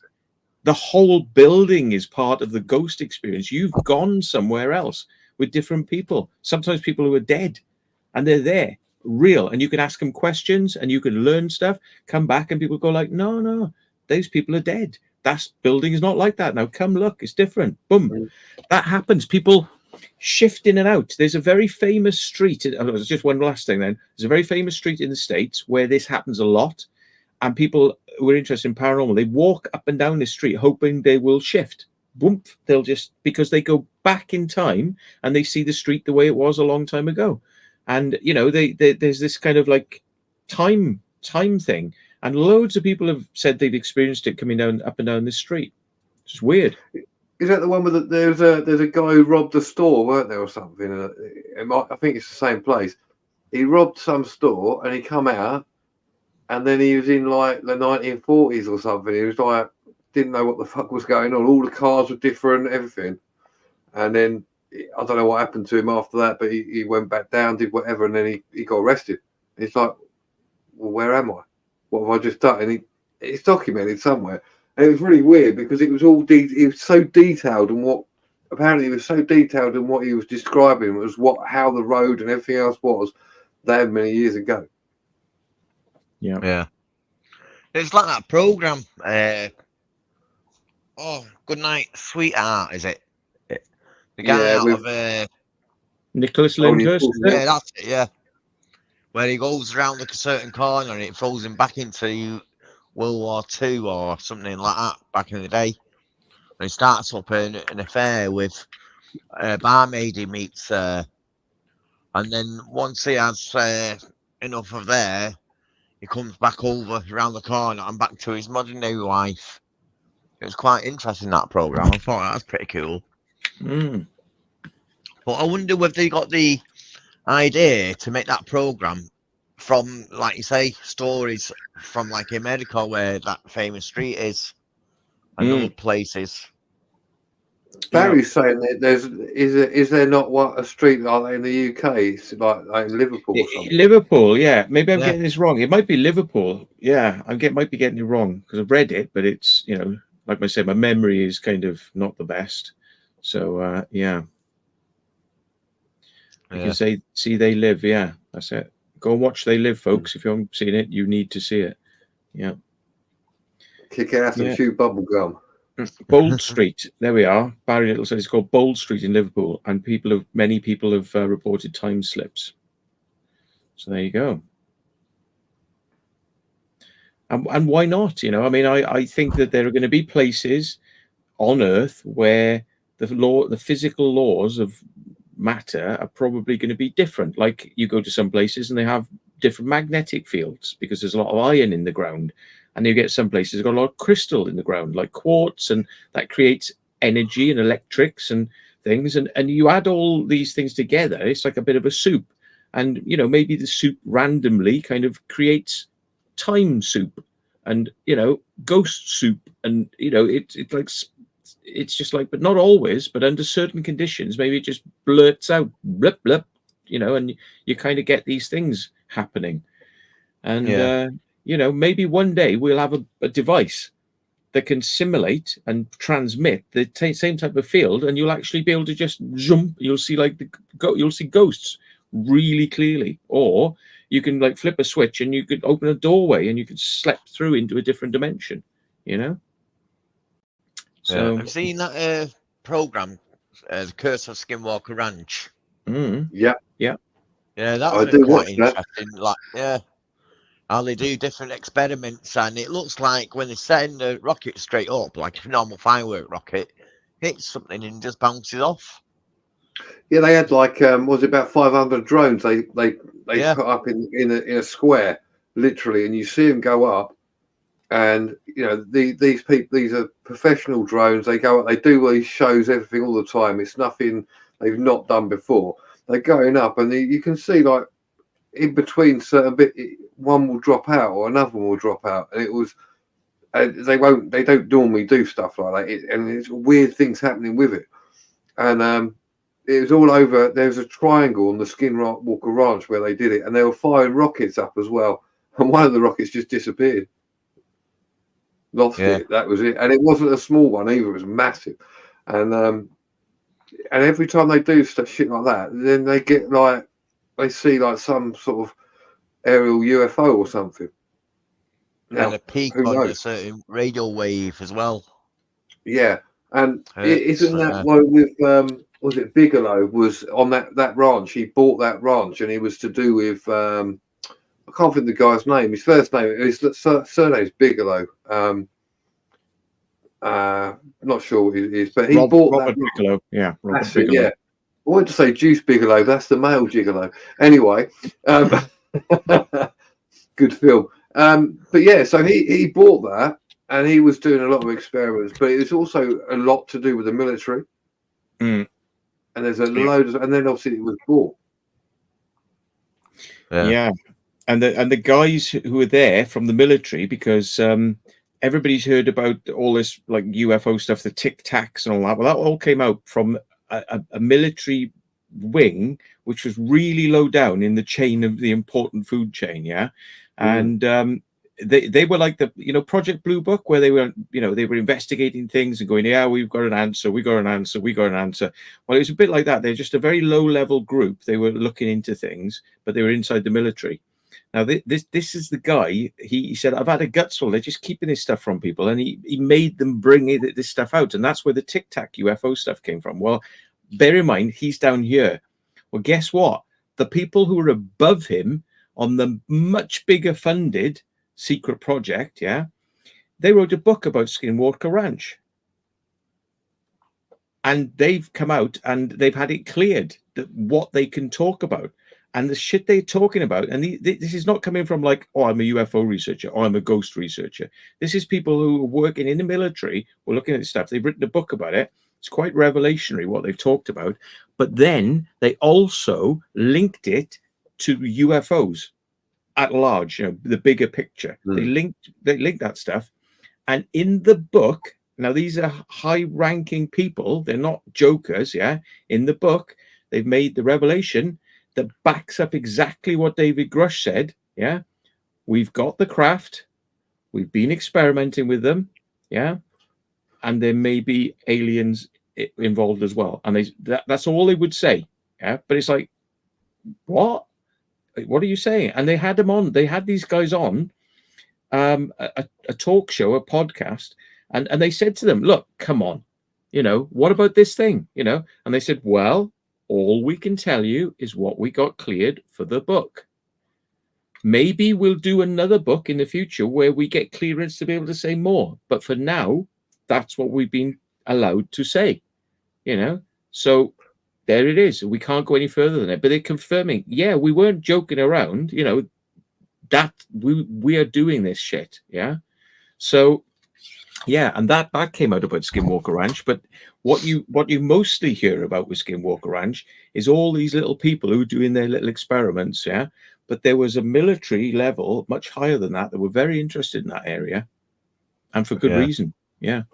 One of the guys, I can't think of the main guy's name on that program, but he was during doing Skinwalker Ranch when they weren't filming. He was working on the UAPs. Was it something Travis? He was actually on the. That's something it, Travis. He was doing it. Yeah, he had to secretly basically not say anything to anyone that he was on a secret project for the US military to do with UAPs. Then that all came out, and then he said, "Yeah, I was actually part of that as well." He's cleared to say it. So there's definitely something going on. It's not, and the mesa which they have there, they've been drilling into it and everything, and they can't get to a certain point. What's happening? What's in there? What is in there? And they took all this material out and they had it analysed, especially analysed. And there was material which can only be man-made. And it was blunting the drill. So it's like, okay. I mean, when I first started watching, I'm thinking, well, perhaps it is a bit of bollocks. It's just like another show trying to get his head in the old UFO sort of thing. But as you look further into it, what they're doing, and there's some other shows that they've been going around other parts of the US as well. There's some strange shit, proper, and they've got things recorded, live recordings of things happening on that ranch, like the one where he's on the helicopter. Yeah, and they weren't even bothering about anything in the sky. They were looking at the measurements up below, and something flies out of the actual mesa itself and then disappears. Some bright object. I am listening. I just got to pop to get some stuff.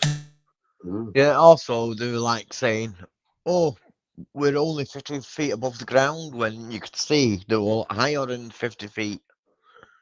Yeah, because all the GPS goes wonky, doesn't it? Yeah. Exactly, the GPS and the altitude meter goes faulty. Well, it was reading that they were underground, but only in that spot where they're flying around. And same with them drones as well. Some of them went underground, even though they were in the sky. Yeah, yeah, and it keeps coming up, and it's not just on that program, but the frequency of 6 gigahertz, I think it is. Something like that. Yeah, I mean that's a specialized frequency. It's not used for anything. Well, we use in sort of general day use, but there's always a signal happening on that ranch from there. But it's not the only place where they've had the 6 gigahertz signals. No, I believe there's a few places like Skinwalker Ranch that got a weird phenomena about them.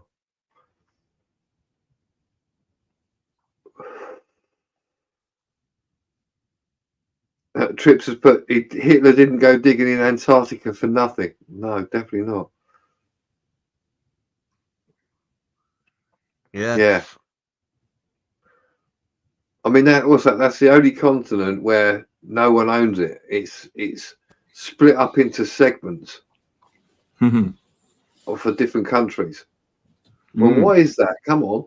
Don't tell me it's just because of the oil reserve they reckon is there. Have you played that game, Grand Theft Auto 5, on the PlayStation or whatever, or PC? Are you going to talk about the hidden alien bit? Yeah, the big, like you say, ice, and you can see the spacecraft underneath you can go into a mine and there's like an alien there. There's loads of shit like that in that game. Yeah. But it's so like they've got the idea from obviously what you're talking about. Yeah. It's good. But Trips has got a point though. Like with Antarctica, it's a very strange place for one. You know, they've they did an Antarctic treaty, which I won't go into. But like, if you're a flat earther, don't talk bollocks. But nobody, as I said, nobody solely owns that continent. It's all split up. If you look on a map, they have all different research centres all the way around it, and it's all different countries. Why would that be? Because everybody hates each other. If you look at it properly, all the countries hate each other. They all want to get one over. But you go to Antarctica, oh, that's all right, yeah. Germany got this little bit here. US have got this here. Australia over there. UK here. Why? But they just don't start invading other people's campsites or anything like that, do they? Down there. No. You know what I mean? It's like you say, it's just like all set, chopped up, already done. Like, you have this, we have that, It's like this came to a settlement for some reason. Yeah, wasn't there, Matt? You probably know better than I do because my memory's shit. Didn't like wasn't it like all these high up like US people? I was gonna, yeah, and I believe maybe even the Pope and all sorts of people like leaders from all around the world. And they all visited at once. They all visited Antarctica at once, but we were never told why they went. No. Yeah. But that definitely happened. It's documented that it happened, but we weren't told till God knows how long later on. Mm. Yeah. Why did world leaders? Nuclear reactor on there, aren't they, as well? Yeah. Well, it's definitely untapped. I mean, like the things they find there, I think it's Russian. They were drilling down there, and they got to they found a reservoir of water. It hasn't been touched for God knows how long. Yeah. Yeah. What's come up, Matt? What's come up? No, it's just talking about this person or that person visited. Why did the world leaders meet in Antarctica? Right. It's on Quora. So let's see what it says. It's I have my own beliefs. Yeah, NATO. Right. Okay. And can anyone answer that? And I don't know if there is an answer actually. 12 countries represented by the governments of Argentina, Australia, Belgium, Chile, French Republic, Japan, New Zealand, Norway, Union of the Soviet, USSR, United Kingdom, Northern Ireland, all signed the Antarctic Treaty in 1st of December 1959 in Washington. So they meet every year to make changes to this treaty. Right, bollocks. Yeah, they're not going to go to Antarctic to do it, are they? It's bloody dangerous to go down there for a start. So, they just go to the Bilderberg meetings, don't they? They'll just get on frigging Zoom and decide shit, and then when they next meet up in a big bloody place, they'll all sign something,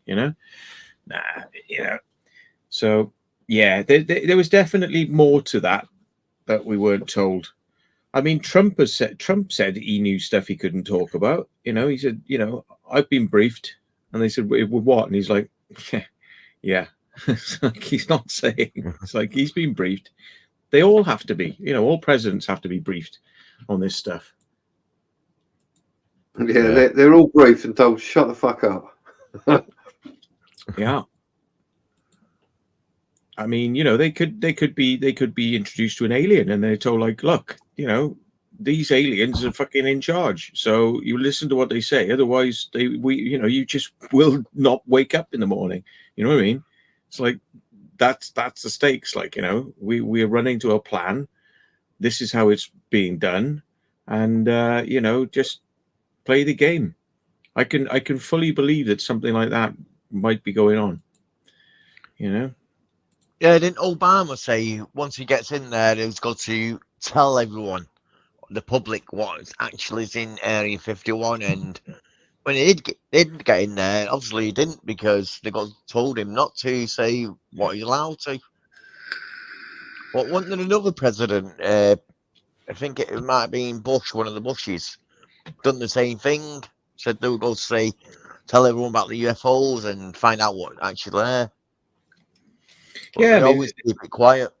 there's a story about the Vatican has got a time mirror, and what it does is you can basically you can dial it in, probably, you know, like thought powered, and you can actually see an event.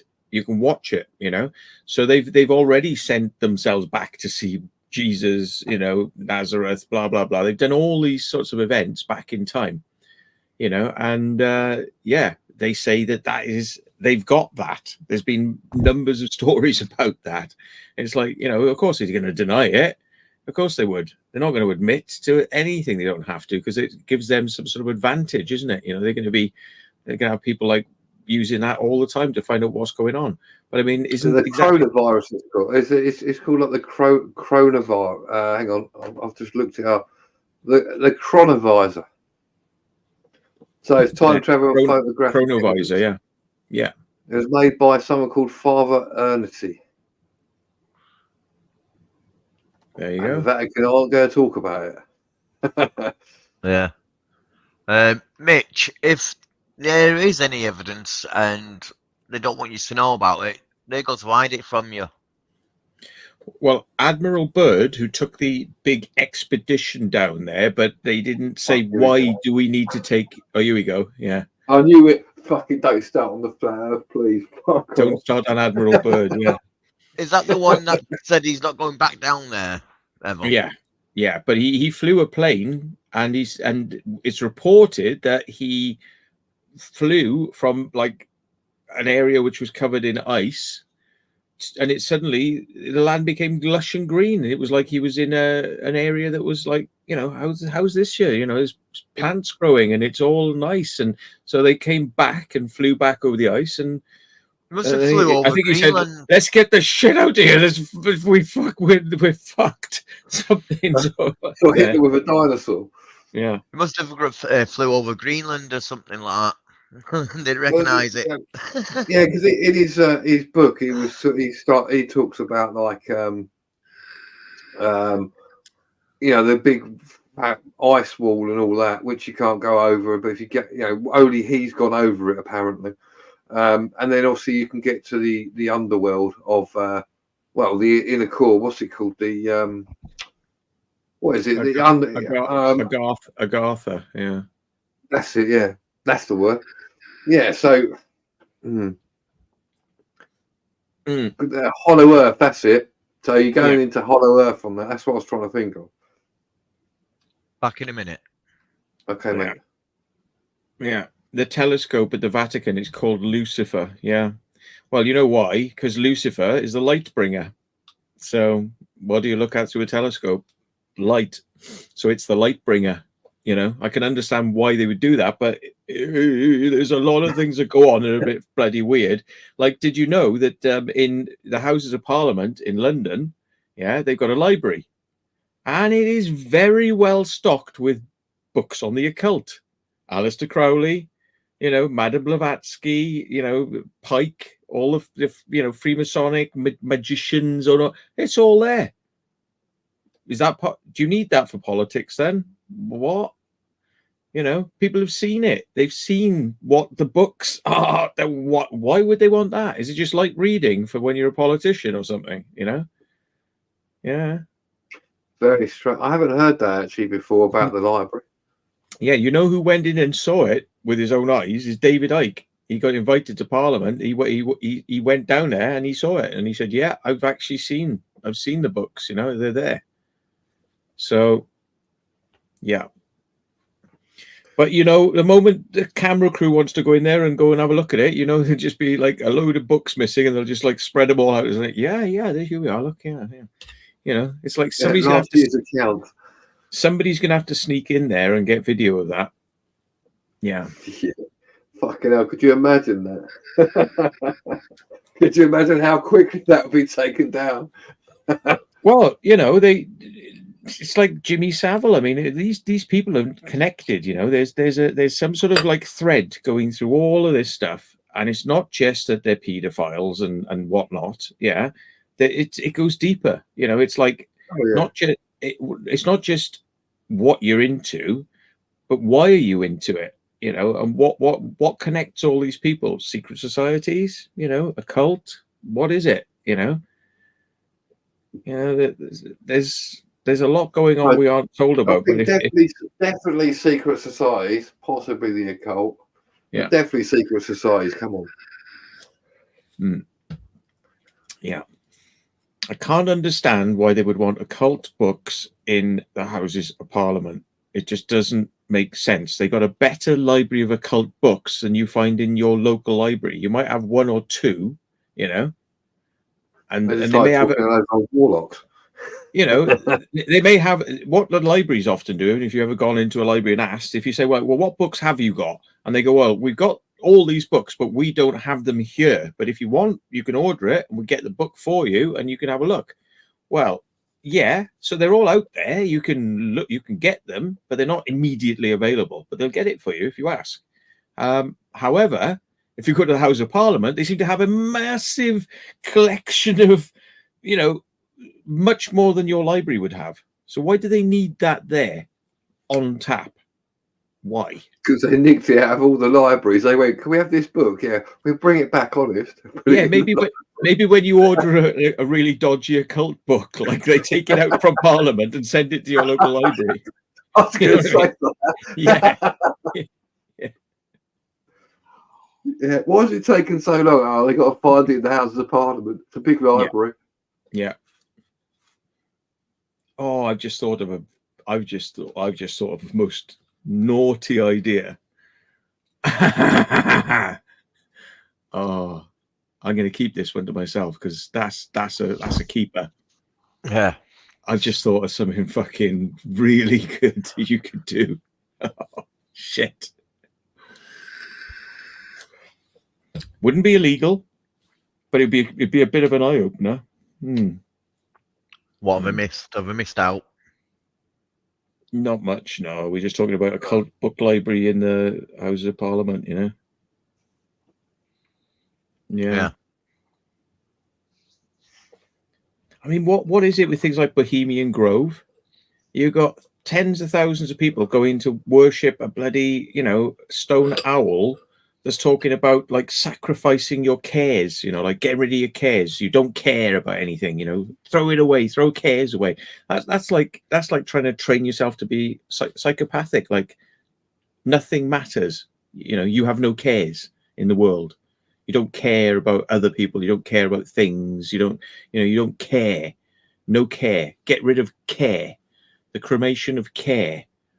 It's like the cremation of well, it sounds like it's you're cremating your positive side, you know, like you're getting rid of the care that you care about things and people and places and animals, and you know, get rid of it. You know, tune into a different wavelength, which is you don't care about people and things and anything's possible. War, famine, strife, whatever, you know, because the opposite of care is probably hate, you know. So when you cremate care, what are you really saying? You know, weird. And you get tens of thousands of these people going to do these ceremonies, and a lot of them are famous people, politicians, you know, and they're all there, you know, former presidents of the United States and all these people, and they're all just mingling and just like, yeah, we're here for the you know, the ceremony. Great. And like people said, nah, it can't really be. They don't do that until Alex Jones went in there and filmed it. Yeah. Tipsy just there. I've seen that video. It's pretty crazy, isn't it? And people, you know, that you got movies like Eyes Wide Shut, and people are like, yeah, but they don't really have that. So, yeah, they do. Yeah, they do. Yeah, they do.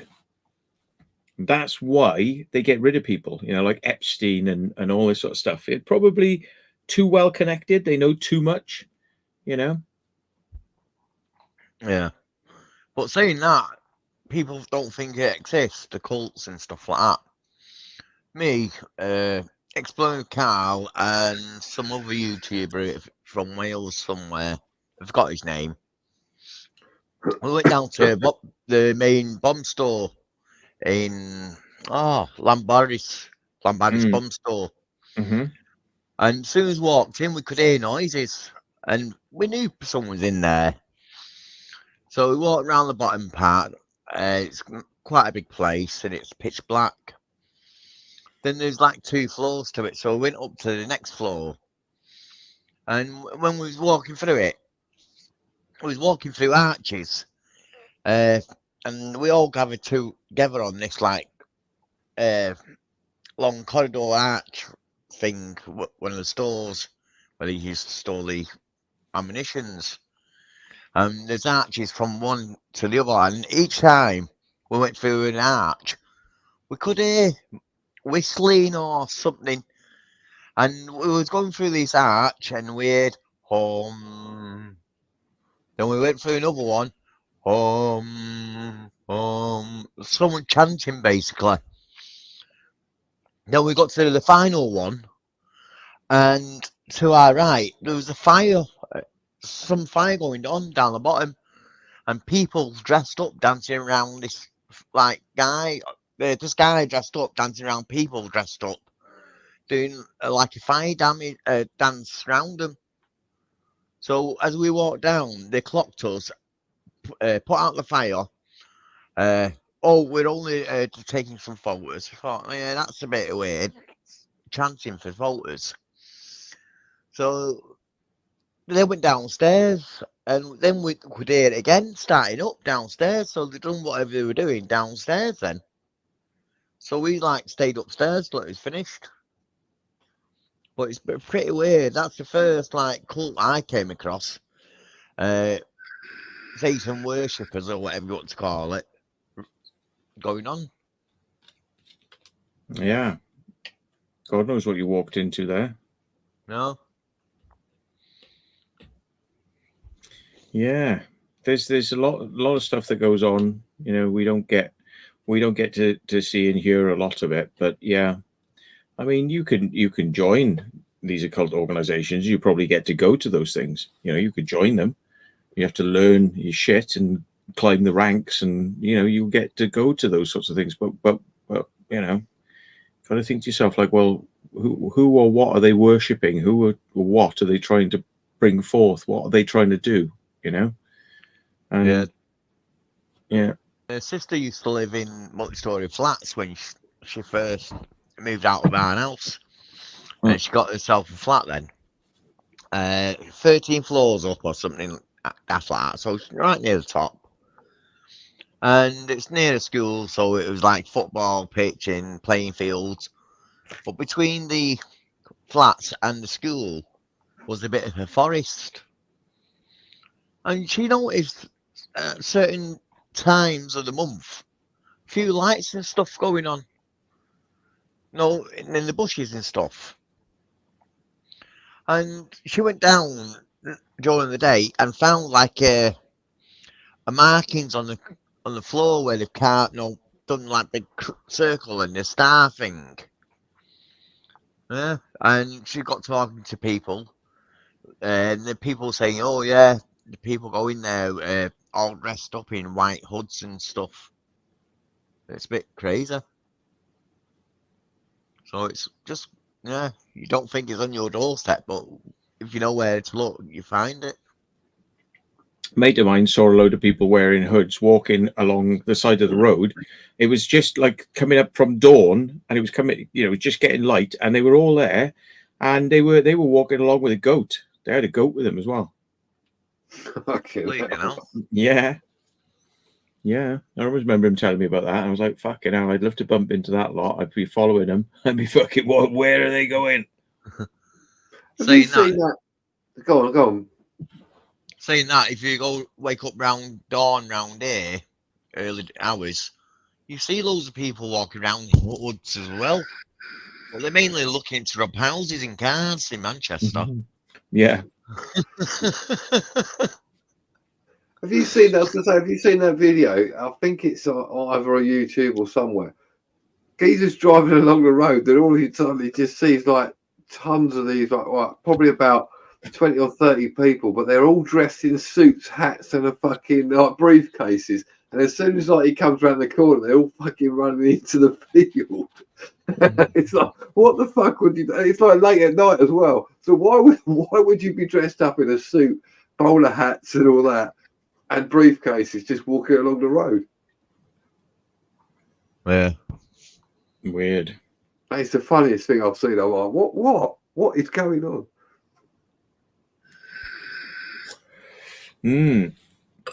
Yeah, but I've yeah, got to find I mean, it now. I'm curious, you know, I to ask people, you know, that I did want to go down to the museum they got down in Cornwall. It's the Museum of Witchcraft, and you know, they're fairly well versed on what's going on, and they you know, I've seen interviews with the people down there, and they say, yeah, we do these ceremonies and we do we can't really tell you what we do, but you know, we do stuff, and yeah, you know, and it's like, so what exactly are they up to? Like, you know, what are they trying to conjure, and what are they trying to sort of, you know, get up to when they're doing these things? And it's fascinating, you know.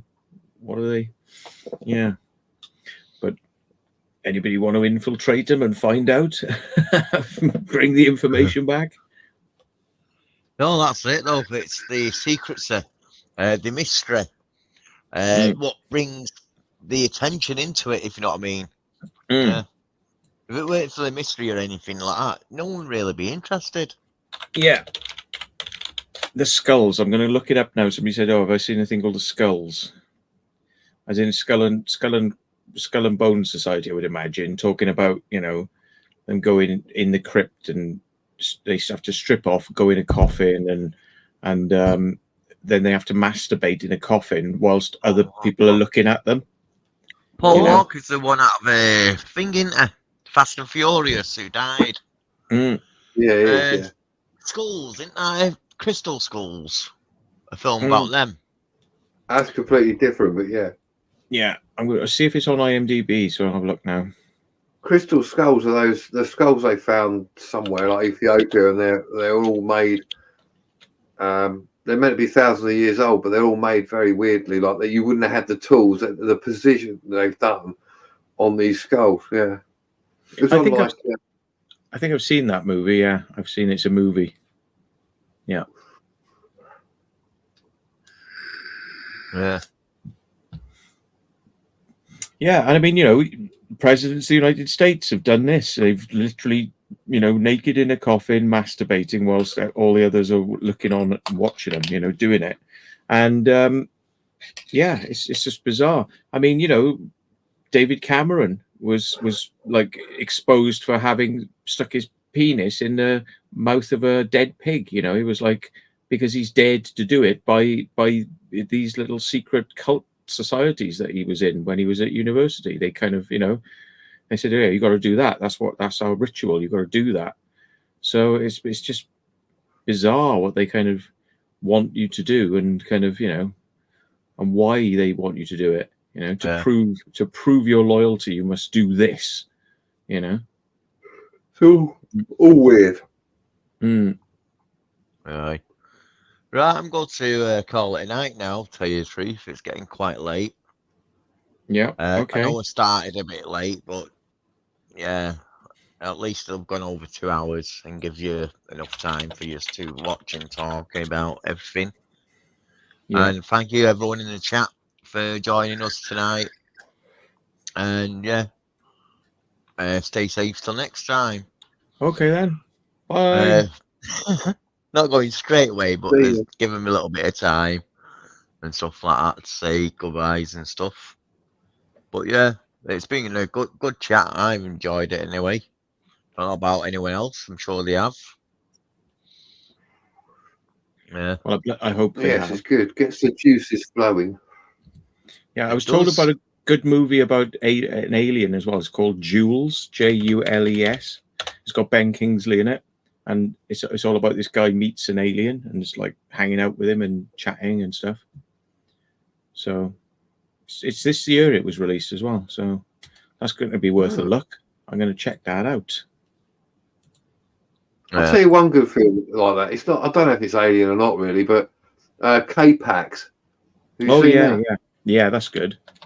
Yeah, It is good. Yeah, it's strange. It gets you thinking, doesn't it? it does. Yeah, yeah. Mm-hmm. Mm-mm. So yeah, I am going to check Jules out now in a minute. Ah, yeah. Yeah, I'm going to do a I'll bit of try. editing, see if we can get any further. yeah. That's what I was going to say. I'll try and get another video out for this weekend. No promises, but see what we can do. I need to go to sleep, I think, and rest tonight. No more working today for me. Yeah. Yeah, so definitely no more live streams for you tonight then. Before Yeah. anyone asks whether you're doing one. Nah. Just been up too early. And tomorrow I got to go for my bail hearing. You know, my bail thing where they've already told me they're going to extend my bail 3 months.